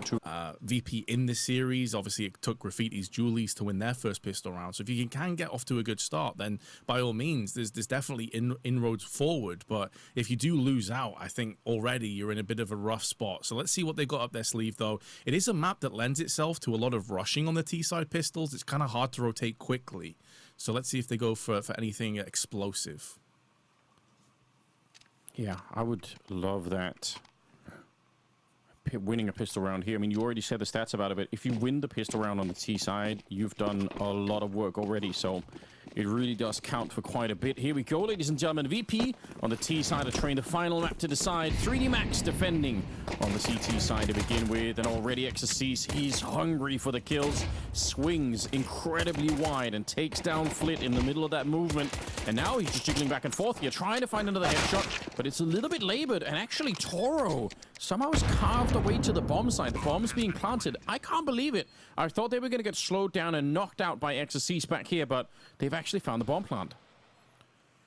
Yeah, that's a pretty huge oversight from 3D Max there, because Exorcise did spot multiple players. You could even see from his player cam perspective that he was calling out information, and they still got caught with grenades out in a really awkward spot. Going for the defuse now. Macaret's actually sticking that. They know 2 players are in connector, and they just get the full defuse under the nose of VP. The audacity to hold it and get it done is outrageous.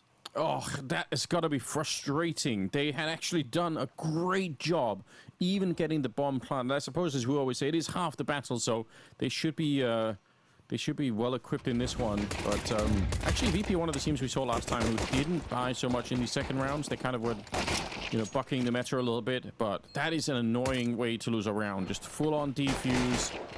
Nobody there to stop it, unfortunately. They were busy fighting in the connector instead. And as soon as 2 players were spotted connecting, you better believe the calls for defuse came through multiple times. Maka was always going to stick that one. And fast. They don't buy up into the halls. Yeah, they don't. That's a good point. I just assumed they did. Yeah, but I made the same assumption yesterday as well. I kept saying, like, oh, they planted the bomb, it's all good. But, interesting. Yeah, they don't want to do it. I mean, I don't know. In a couple of years ago, this would have been not that weird. We would have said, yeah, of course, like they just want all the rifles. But obviously, in the current day, current year, as the meme went, it's yeah, it's pretty unusual. Nice shot. That should be a bomb plant. Should, yeah. I don't think Lucky can really realistically stop this. He has no HE either, so this is going to be a bomb plant. So really, like, mission accomplished. Yeah. You get a kill, you get a bomb plant with no real investment other than a couple of deagles here and there. Maybe Flick can crack a couple of heads here and make this even more costly. I was always going to be asking a lot, but yeah, I think VP are going to be very happy. And now I'm really curious because typically for VP, it was actually them again yesterday, I think, that didn't buy. And I was curious, is Icy just going to go for an early AWP? It didn't make much sense yesterday. It makes a bit more sense on Train. Yeah. But he's at 5,300, so they'd have to juggle around the economy a little bit here. I'm very curious if they pick it up. Yeah, they will. That's a good call. I'm glad you said that. I think it makes a big difference, and I think on a map like Train, if you're going to be slow anyway, which a lot of the time you will be, to be honest, if you can sneak around, there's also, you know, there's not going to be an AWP on 3D Max.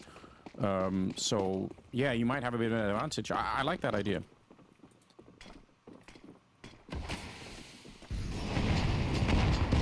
Smokes down mollies as well. Look at all the grenades, man. That's tons. And it's Flit that comes out worse for wear on 22. And 3D Max just waltz their way back to the site. It's unconfirmed damage, so I mean, but they at least know that no fast play is going to be imminent. Yeah. I think you could think of all of those grenades throwing in from any T side at the moment as a sign of how important the hallway control is. Like, you wouldn't be spending that much utility unless it really, really counts, and it does. So yeah, that's the current meta. Everyone is pretty much doing it. Means the CTs cannot really run up the stairs. They're gonna get blown up almost every time. But that's a setup at the B bomb site. This is a calculated risk on 3D Max. You're not doing this unless you've basically said, hey, listen, this is going to be a hard round to win, probably regardless. We've got not that much. Ooh, they get caught pushing in. I like the idea of turning the 3-man stack into a bit of an offensive weapon pushing forward, but it does backfire a bit on them. Yeah, sometimes overextensions are going to be a difference maker, and Perfecto pretty cleanly takes out Body. And it's not even an easy save here for both players. They're still going to have to make a bit of ground if they do want to go for that. 25 seconds, or they could just hedge their bets and just stack on the site. Lucky in the right place, in the right time. Can he pivot in, though? The bomb's going to be planted out into the open, and they don't cover it. Icy misses his shot. Now suddenly everything spirals out of control. Time itself is a real problem, and Icy goes down to the hands of Exorcist. Flit, in the meanwhile, pushes aggressively, and there's Perfecto to save the day. But a bit of sweat wiped off the brow of VP because that's so nearly self-imploded. That's a crazy way to win that round. Yeah, you're right. As soon as the bomb doesn't get planted, you could see that panic is starting to set out there. And like we said, these T rounds are just so important. So giving up one in that fashion, if they would have lost that last round, that would have been so devastating. But it doesn't work out that way. It will cost them a lot. They end up losing 3 players. 3D Max rebuying into this round with everything they've got.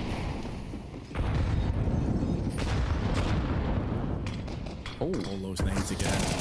But he's pushing. This time he's pushing, and he gets his man, and there's a smoke there for him to safely back away in.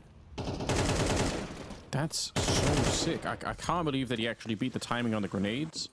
Yeah, and the smoke thrown down is the one that's thrown from C Connector. TYLOO was one of the first people that we saw really throw that kind of a smoke. On Vitality, it's Rocks playing the position that we just saw being played there from Body. Vitality incredibly early out the gates to reinvent a lot of the map right as it came out. It's kind of sick to follow how fast they were to pick up those things. Gravity playing in front of their own smoke here in main. So I don't think anyone's going to be reading this, but he's still moving forward. Oh my god, Toro. I said no one's reading it, but he was. He peeks it with great intention, and suddenly, with 50 seconds on the clock here, another bomb back there, but Maka, I mean, without that kill, I think this round is looking very lost now. Suddenly doable again. And the other downside for VP is, although it's a 3-on-3 and Maka gets spotted out Ivy and tagged, they had nobody around main, so they couldn't quickly push to punish. And they don't know where 3D Max are.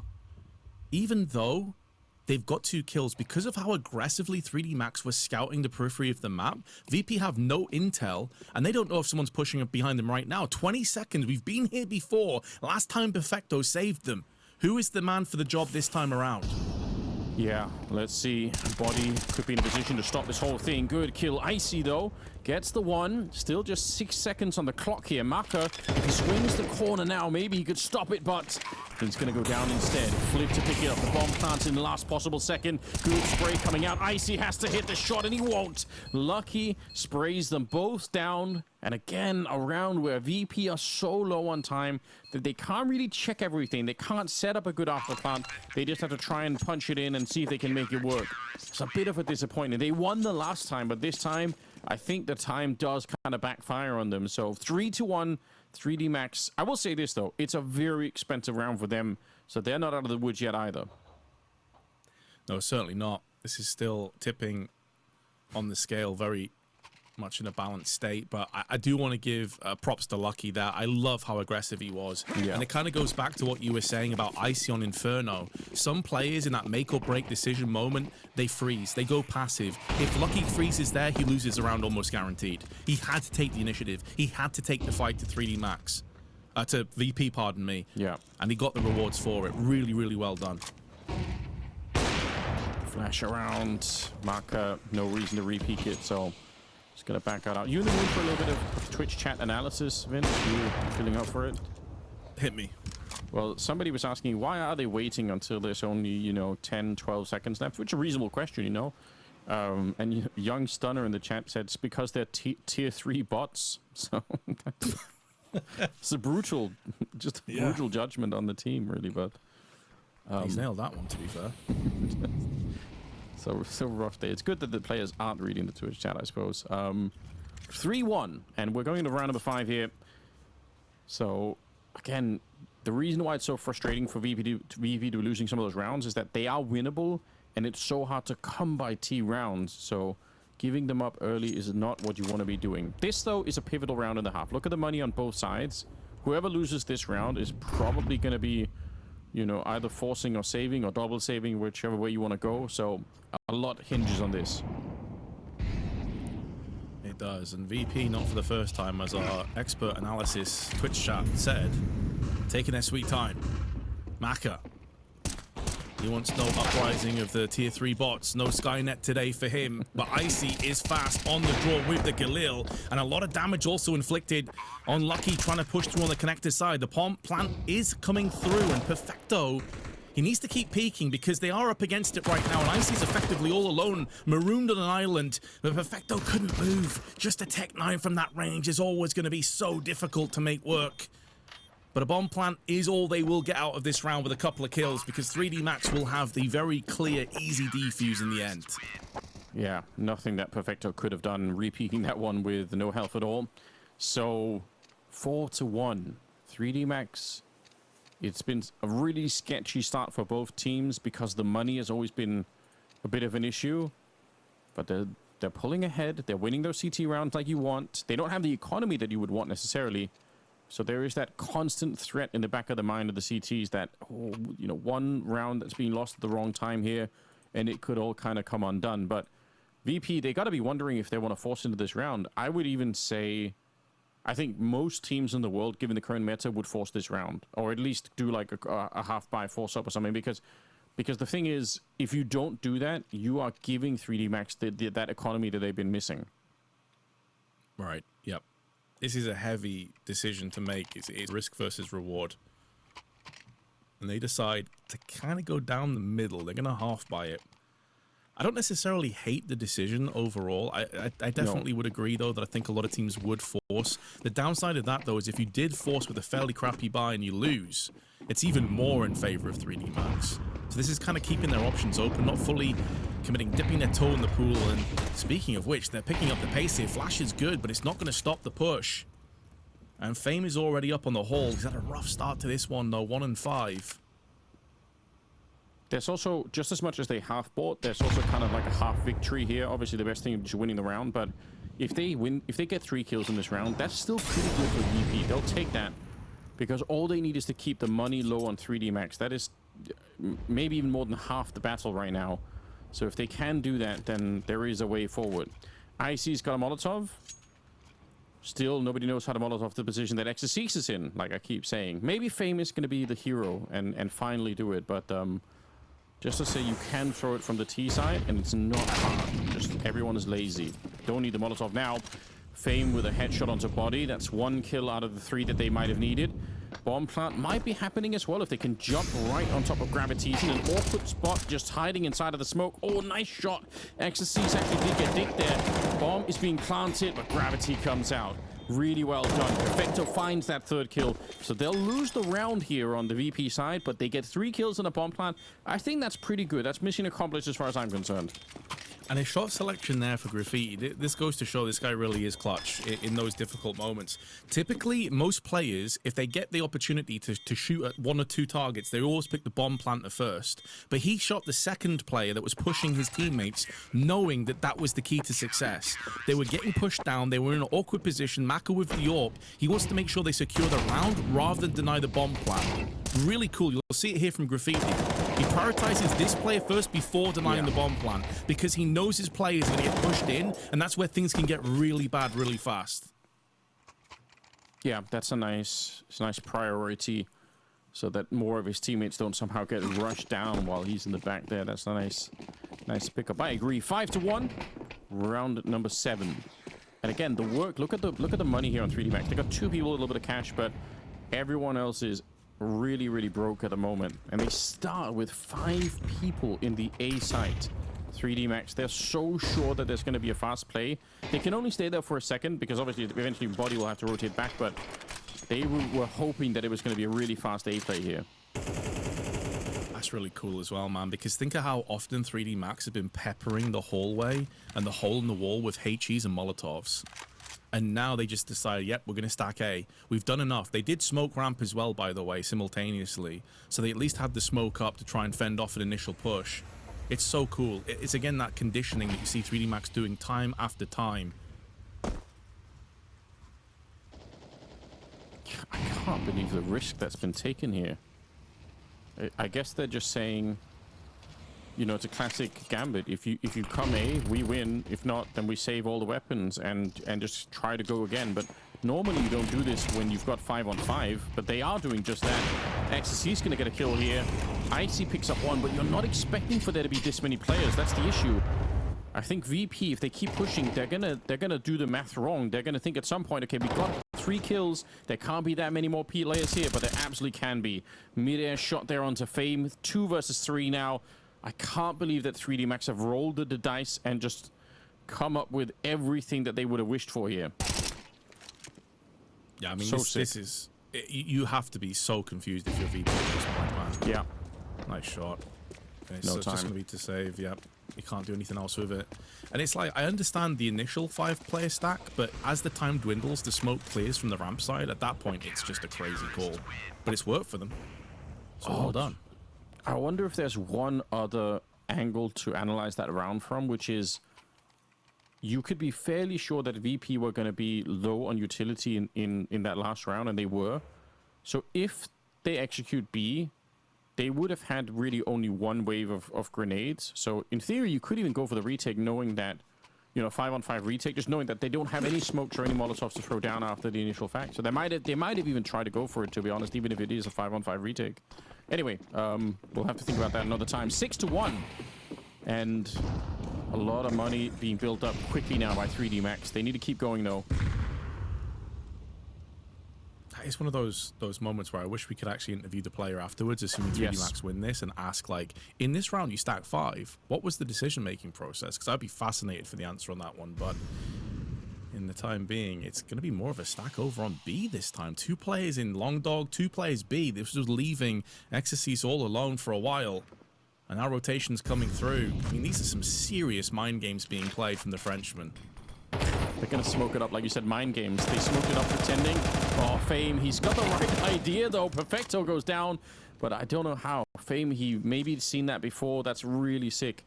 I don't know, did he hear the pin pull from Buddy? I don't know if that's even possible, but it seemed like there was so much going on at that moment. 4 versus 4.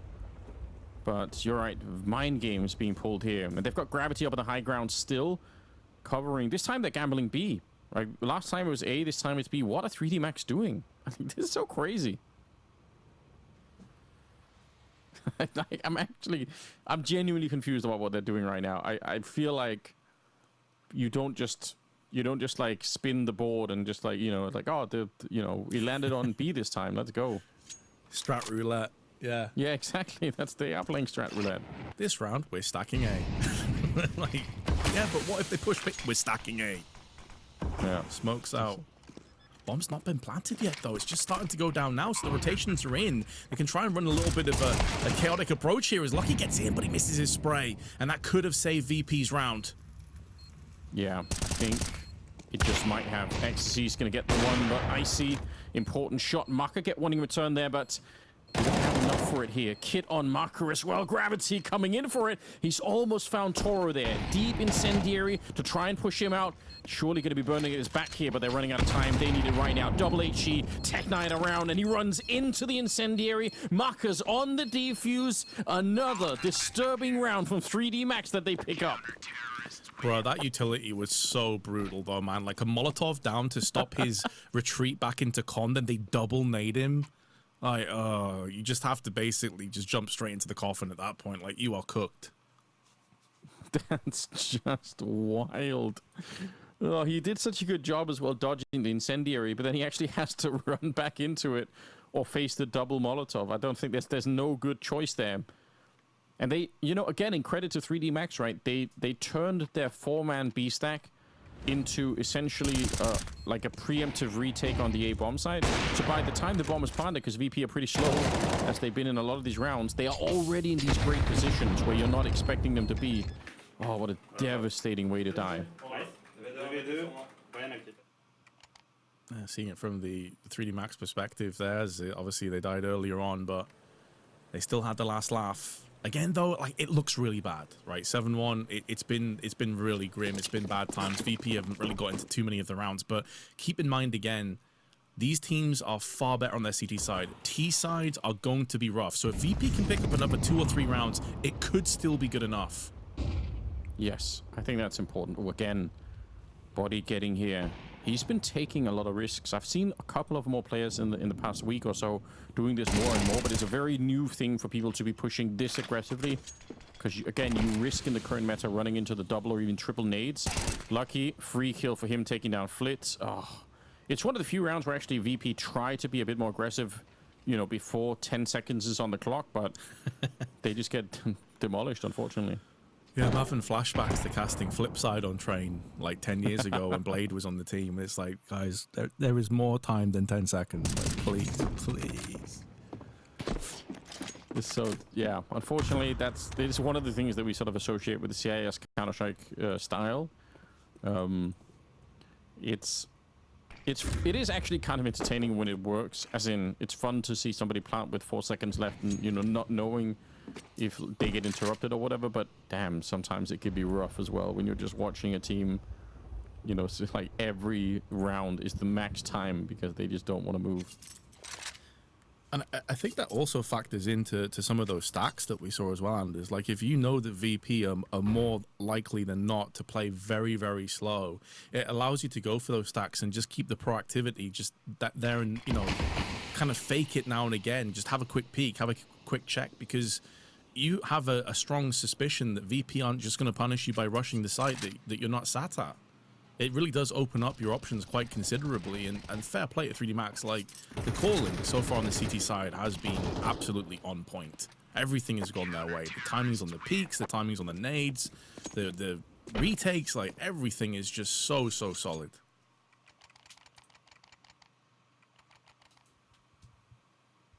Well, we got some more Twitch analysis coming through. Pirate is saying every idiot knows that 3D Max pushing always like idiots, and they still can't cover it. So I guess both 3D Max are idiots, but the idiots also know it. There's a lot to unpack. Yeah, I think I just lost IQ points, and I don't have that many spare. Okay. Take a deep breath. There's still rounds to be played. I thought it was good analysis. I liked it. Gravity, you know, he might have been onto something because he is pushing once again. So, you know, I respect it. Deep grenade onto Fame, landing, doing a little bit of damage here. Oh, they just have so little weapons to work with, and the utility is even worse for VP. So 3D Max, with Gravity in this position, they're well set up. They are boxed in. Other than Toro, Makado's got the freebie. I'm not entirely sure what. Oh, he peeked up on the wall side and then fell back. Crosshair placement perfect for Graffiti and a Molotov behind it, so they can't even avenge. And they're just stuck in here. Like, what can you even possibly do if you're VP? You also have no smokes left. No Molotovs. Are you really playing for a save, guys? A potential 9-1 down? Why not?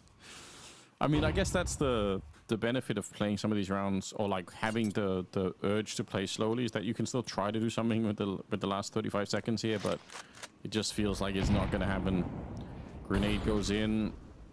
They've got 3 people, 2 of them playing close to Ivy, which is very hard to read. Even if you get Gravity for free, you're not going to expect for there to be a double setup back here, and I think that itself will probably kill the round. Gravity not going to be found at all. Gets 2, nice little movement, and they only lose a single player here. So the money troubles that 3D Max were facing for a lot of this half, it's way in the past. They're doing absolutely fine. It's a 9-1 scoreline. Round number 11, VP getting nothing. And remember the opportunities they had at the beginning of this game to win the economic game, to get, you know, probably 2 or 3 more rounds on the board. Hard to look back on now. Yeah, that is true. That is very true. Opportunities were there. They just weren't taken. And keep in mind as well, by the way, the last time they played each other on Train, where VP did get the narrow win, it took Toro dropping a 1.62 with 25 kills and 6 multi-kill rounds to get it done. And he has just not really been at the races so far. A slow start for him. Well, could they do anything here?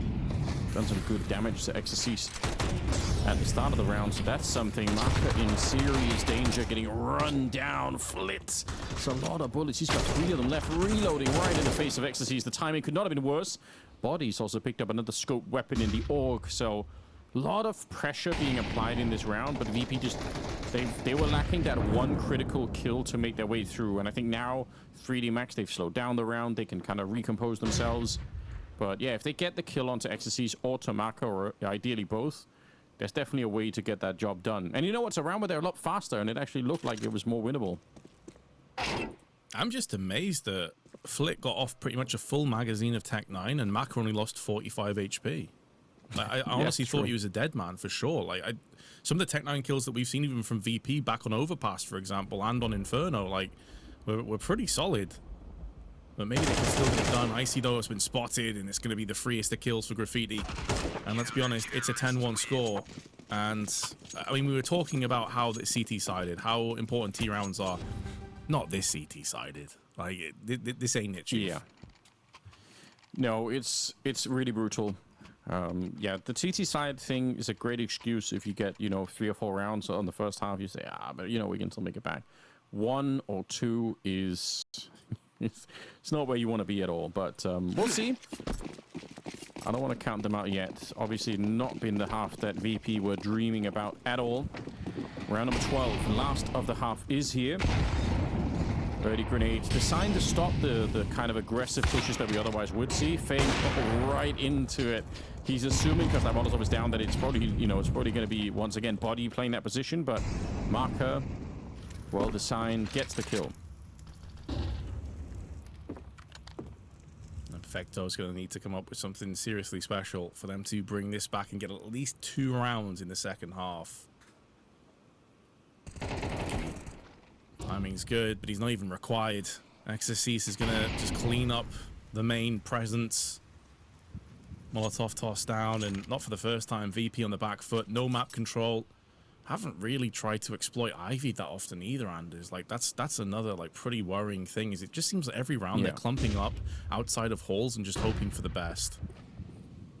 Yeah, and you want the threat of that Ivy position to at least be in the back of 3D Max's mind, so that they have to sort of worry more about it. But yeah, you're absolutely right. Even look at the setup here. 3D Max are just forward looking. Now going to trade pretty decently. Icy, nice wide swing to do that. It's actually very cool to see VP get into the round at all here. Marco, if he'd have kept the position, I think he would have had it. Oh, the smoke's gone though. Icy, he has to go for it. He does get the bomb planted, but there was an opportunity maybe for Marco to have actually walked in there. They know that he's back here somewhere. They will have heard the scope no matter what, so Perfecto dancing towards Olaf. Icy goes down, and Perfecto with the immediate return. Incendiary in the wrong position. Maybe a little bit early. There is a smoke onto Body as well. He's going to try and put it on top. HE to go out with Body. He's not there yet. Nice headshot. Perfecto. 3 kills in the round, saving his team and getting at least one more round on the board. Yeah, really nice effort from Perfecto at the end of 3K. Clutch. I did ask, like, he's going to have to come up with something special, and he did, individually speaking. I could feel the frustration for Maka, though, because you did actually touch on this just after the fact, but he wanted to peak so desperately, but as soon as you scope, his position is known, and he's just going to get nailed by Icy, so he had to wait for that second player to come through at the end. However, whichever way you spin it, incredibly dominant half for 3D Max, and realistically, I mean, surely already 1 foot in the playoffs. It's very hard to imagine. Seeing people are trolling a bit in the chat saying that, oh, don't worry, it's a CT-sided map. Shouldn't be this CT-sided, but again, we can't really count them out. I mean, it's definitely not impossible to make it back here. It relies on a whole range of things. You've got to win the pistol. You've got to find a way to win some of the first rifle rounds. And if that happens and you build an economy, yeah, of course it could be done, but it's a really rough comeback. It would have to be quite something. I still kind of want to hold on to this idea that I feel like, yeah, it's a brutal half, but VPs, they don't have that feeling that they're completely giving up here. They just run into a great 3D Max team at the moment. Let's see how this one goes. Second half is here, the final half of the game. Someone is going to have to go home. It's not an embarrassment to lose to 3D Max. They're ranked 10th in the world. They've been really solid lately, but Fame, he's going to be putting those Julies to work. The flash is so good for Icy as well. Basically set him up for that double. And although they get one back, the advantage is in favor of VP, and they have got to grasp on this with both hands. Yeah, Toro, he could have been there to help out, but I think it's a smart move to fall back once Fame is dead. Trading 2 for 1. Yes, maybe you could catch somebody off guard, but it's probably not worth the risk here. So much rides on whether or not VP can turn this one into a bit of a win. Smoke is there. They've got a couple of flashes as well to try and get over. I think bomb plant right now would be very nice for 3D Max just to at least be able to cement that. And the smoke, it looks like they're going to be smoking up towards the sidewalk. So I like that. That actually should give them quite a lot of... If Icy's going to be on the ladder, don't want to be caught in that position. Getting close here. XC's thinking about it. Yeah, look at how it creates a bit of a space for them to walk on out now. Icy's managed to disengage at least for a second here, and he gets the headshot. That's very well played. Marker deciding, we're probably not going to win this round. I'm going to go to the bomb planting. Those Julies up close, and they're going to be lining up for him. There is a way where he can get multiple. Lucky with a P250, can't get it done. But they do get the bomb plant, as you highlight, and with such a buffer of rounds, they don't necessarily have to force buy here. They may take a leaf out of VP's playbook. Why has he got his mouth on the curb? That's giving me horrible flashbacks. Don't be doing that, please. It's 10-3. They win the round. I think that's what we have got to take away here. Well, however it turned out, just the fact that they picked it up VP. If there are any VP fans in the chat, then that's got to be, I won't say it's a sigh of relief, because that would sort of be pretending like now the comeback is already happening, but without that, there is no comeback to even discuss. That's true. It's the first foot on the first rung of the ladder, but there is a large climb ahead of them. If they want to get even close, it's not going to be a full investment. Makes a lot of sense. Got tons of rounds to play with. There's no rush. As Toro tosses in the molly. Well, that is an outrageous insta headshot on Icy. I mean, I don't even think Icy saw anybody. They didn't even buy this round. They can't give this one up, surely. Marker has a Tech 9, but I mean, there's no armor in play or anything else like that. So, in spite of the dink from the Glock, I think they're in a decent position, all things considered. Marker, think about the timing here. Might be able to catch somebody off guard. It looked like there was a real opportunity, but even that's been taken away here. Flips just making quick work of it. So, very well done. It's 4-10. A lot of money coming into this round for 3D Max. So, let's see what they could do. They sort of did the same thing, right? They got the bomb planted and decided not to buy. Indeed. A very different circumstance, though, because obviously 3D Max have got so many rounds to play with that they just want to get those AKs in play as soon as possible. They're okay tapping out for VP. It's like, yeah, you can get a solid economy, but at any point, if you lose a round, you're basically screwed. So it's fine. You can get up to 16k if you want. We're so close to the finish line, we don't really care. We're focusing on our own game. Are they going to be quick here? They might just go for it. Thought they were going to try and flash their way through and just kind of, oh, this is, we've seen these kind of wall bangs. There are so many of them available that you can try and do. For those who don't know, who haven't spent, I don't know how many hundreds of hours I've spent on running around, but the way that the engine works is if you shoot through glass, that is the most penetratable material. I think glass, then wood, then can't remember if steel or concrete is thought and third, but basically glass is the best thing to shoot through, just so you know. I believe it is steel than concrete. Yeah, I think concrete is the hardest thing to wall bang. I guess that makes sense. But yeah, and then obviously it's the thickness of the material. Thickness also counted as the angle, because if you have a steeper angle, then your bullet is going to be traveling further through the material. And then the weapon that you're shooting with, obviously. Body gets an opening. That's just for the super ultra nerds out there. If anyone wants to be like a Counter-Strike scientist, that's how you do it. Flits, a couple of good kills. My God, this is starting down the right road. I mean, if they win this round, then we can officially discuss the comeback in a more serious fashion. Yep, that's a big if, though. There's still 3 players to deal with. Time is low. Sprays off for Graffiti. Had a good series so far, but lets him down a little bit. Maka backs away, and I think we are looking at a potential save. Body goes back in, though, for seconds, and that could bait them into going into the trap one more time. The flash was there through, but it felt like they were not quite on the same page. I think the idea for Maka was to flash Body in, or maybe it was to allow him to escape. I might be doing them dirty on that one, but either way, they do save the 2 rifles. 10-5. That's going to change the atmosphere of this game quite a bit. It's not like VP, if not all the way there. We'll see 3D Max. Like I said, they're a creative team. Maybe they have some cool stuff that they can try and show us, but this has gone from what looked like an unwinnable game to absolutely a winnable game. So very interesting. What a crushing defeat it would be for 3D Max if they end up losing after a 10-2 half. That's the kind of thing you don't want to be leaving the tournament with that in the back of your mind. Certainly not. I think they're not going to start to panic until it gets to like 10-8. I think at that point they'll start to look over their shoulder a little bit. That's where we'll start to see the timeouts called. But for the time being, they're okay. I do agree, though, that the dynamic of the game has shifted. It certainly has. Flit also, by the way, his aim has been pristine on that A main side, and he was a ghost on that T half. So that's a very good sign for VP. If they're starting to have some of those star players arrive, there's going to be an execute, Anders, and this is going to be a difficult one to repel. Only 2 players on B site currently for VP. Yeah, but they're both in positions that very likely cannot get Molotoved easily, or at least nobody knows how.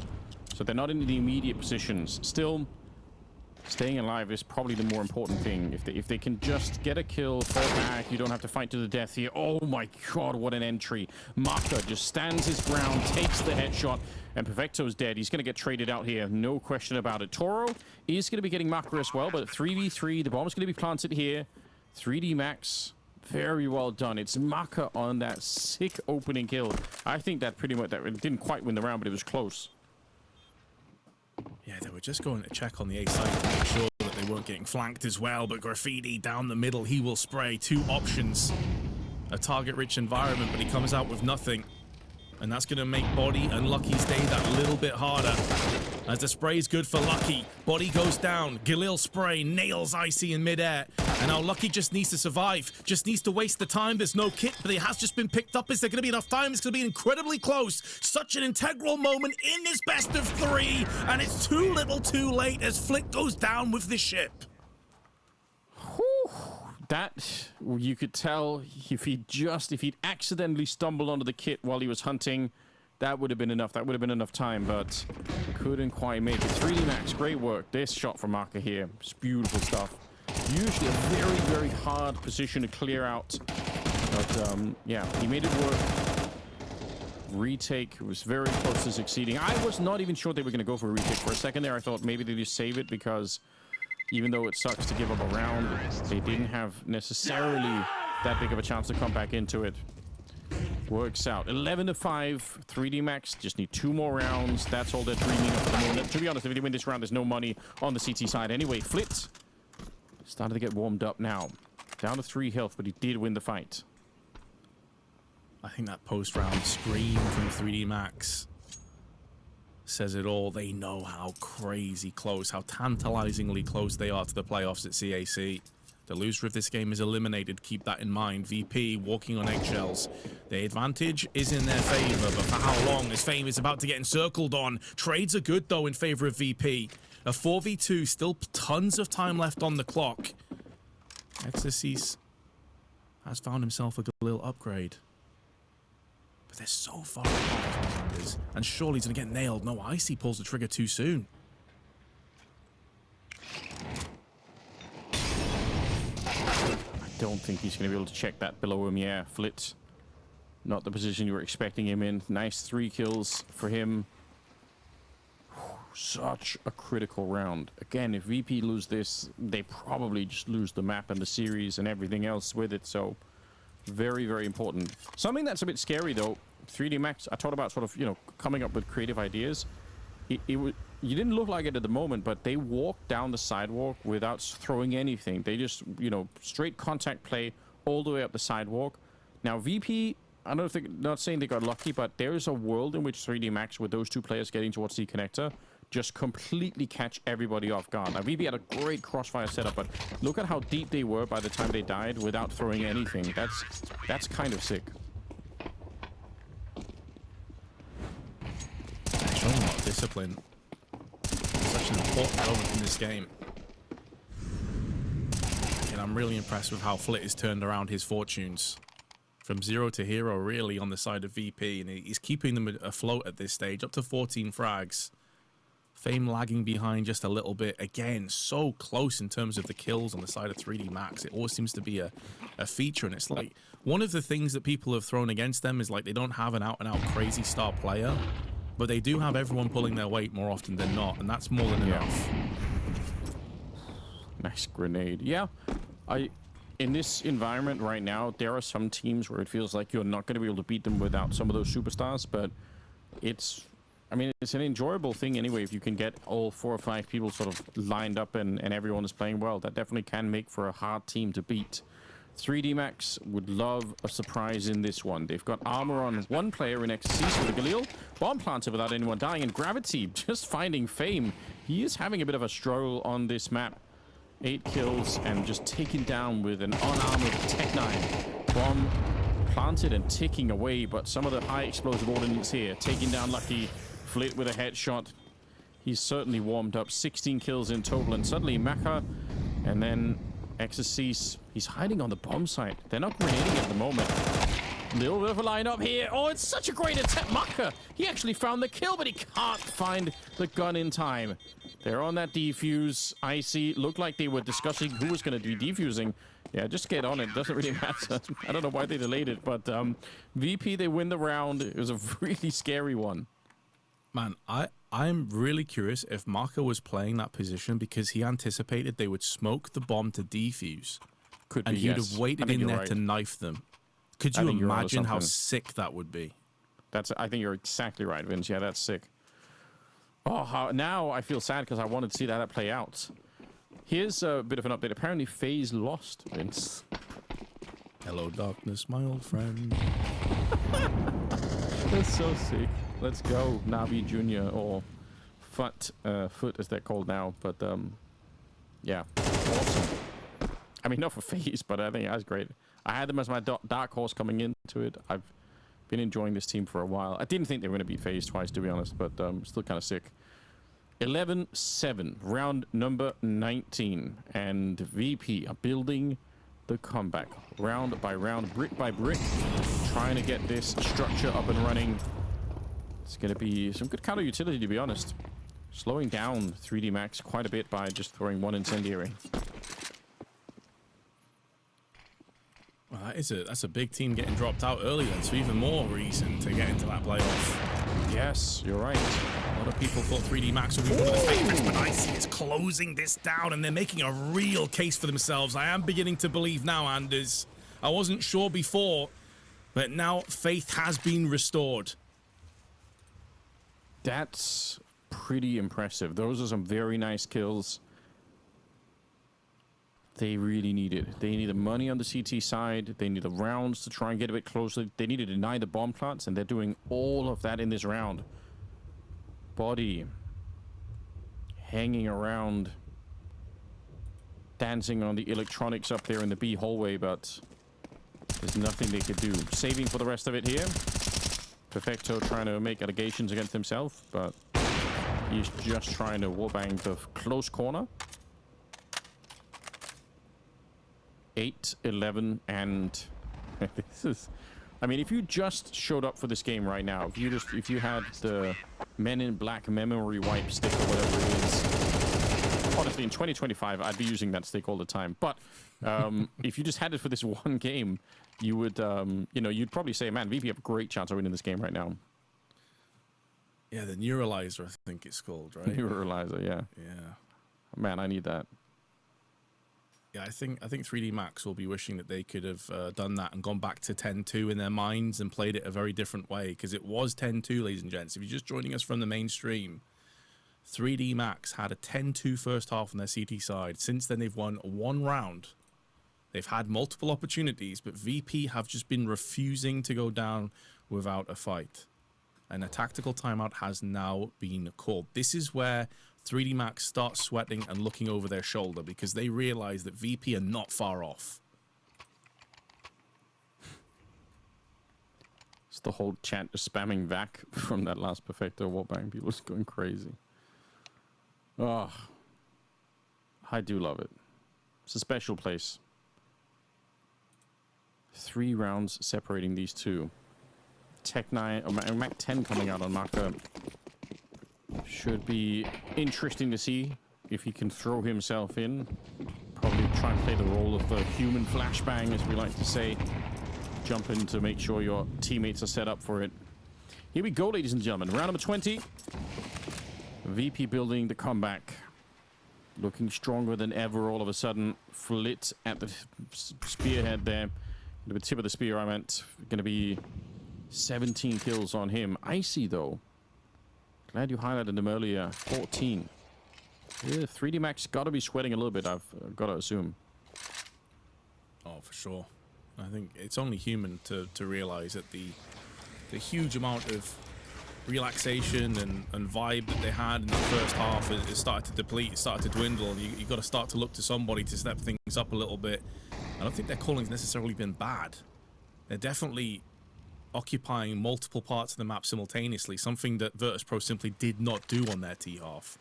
But it's been that last sort of execution, the last 20 seconds where things have just gone a bit pear-shaped for them, and VP have been hitting their shots. So these kind of splits are great, but the problem is all the flashes that are going to be thrown are going to do nothing here to the CT side. So all of these flashes going over the wall, they're designed to catch people close to the E-box, and there's nobody there. VP are so far back on the bomb side that no one's getting caught, nobody's getting Molotoved out. It's not that 3D Max are doing a bad job executing it. Oh, that's sick from Icy. He blows open the smoke and then shuts down Lucky. All of the utility is a waste of 3D Max, and Toro through the smoke, catching Body as well. Oh, VP, the fact that they were playing so far back was a great choice for this round. Maka and Gravity holding on to it just barely, but there is a flank coming in from Pop Dog as well. One good grenade being thrown here from Icy could set up his teammate. Let's see. Flash in the air. He wants to swing. Oh, they're already out of there. Waiting for it here, and he just keeps on firing. Fame with 2 big kills, and VP hold on to the round. Before you start slinging mud at Maka, he had to wide swing at that point. You're stuck in connector on low HP, and in 1v2, you're just a dead man. So he had to go out and hope and pray that maybe the player was looking elsewhere. They transitioned into a spray down somewhere else, went for a reload, whatever it may be. It didn't work out for them, but some really cool moments. Toro's double on the back of sight hit is sick. First shot, stripped through the smoke. Body never stood a chance. Incredible work for him. I don't know how they nearly fought back from a 2v4 though, Anders. Like, man, that must have been the heart and the mouth of VP for a few moments, for sure. Yeah, it was looking so good for such a long time, but 3D Max, again, they don't need a lot right now. That's what they got to be thinking as well. We just need one break, one good opening kill. Remember when Maka had that opening over at the B bomb site? One more round like that, and it's on once again. This is a classic setup to execute B and then flank Ivy. Oh, that's a nade before they even get started. That's super significant. Those nades, they make the M4s into AKs all of a sudden. Maka, lucky though. Openings all across the board. They get 3 of them to the site. That's how you want to do it. And now XSC is already flanking through CT spawn. This should really be an unwinnable round. Unless you smoke defuse this one, you're not winning it. The only way to win this round right now for VP is to press forward. They don't realize that Exorcist is about to backstab Icy, and he pins around just in time to see the barrel of the AK in his eyeball. And 3D Max may have made us wait some significant amount of time, but they finally get back on the scoreboard and now have 3 match points, 3 playoff points.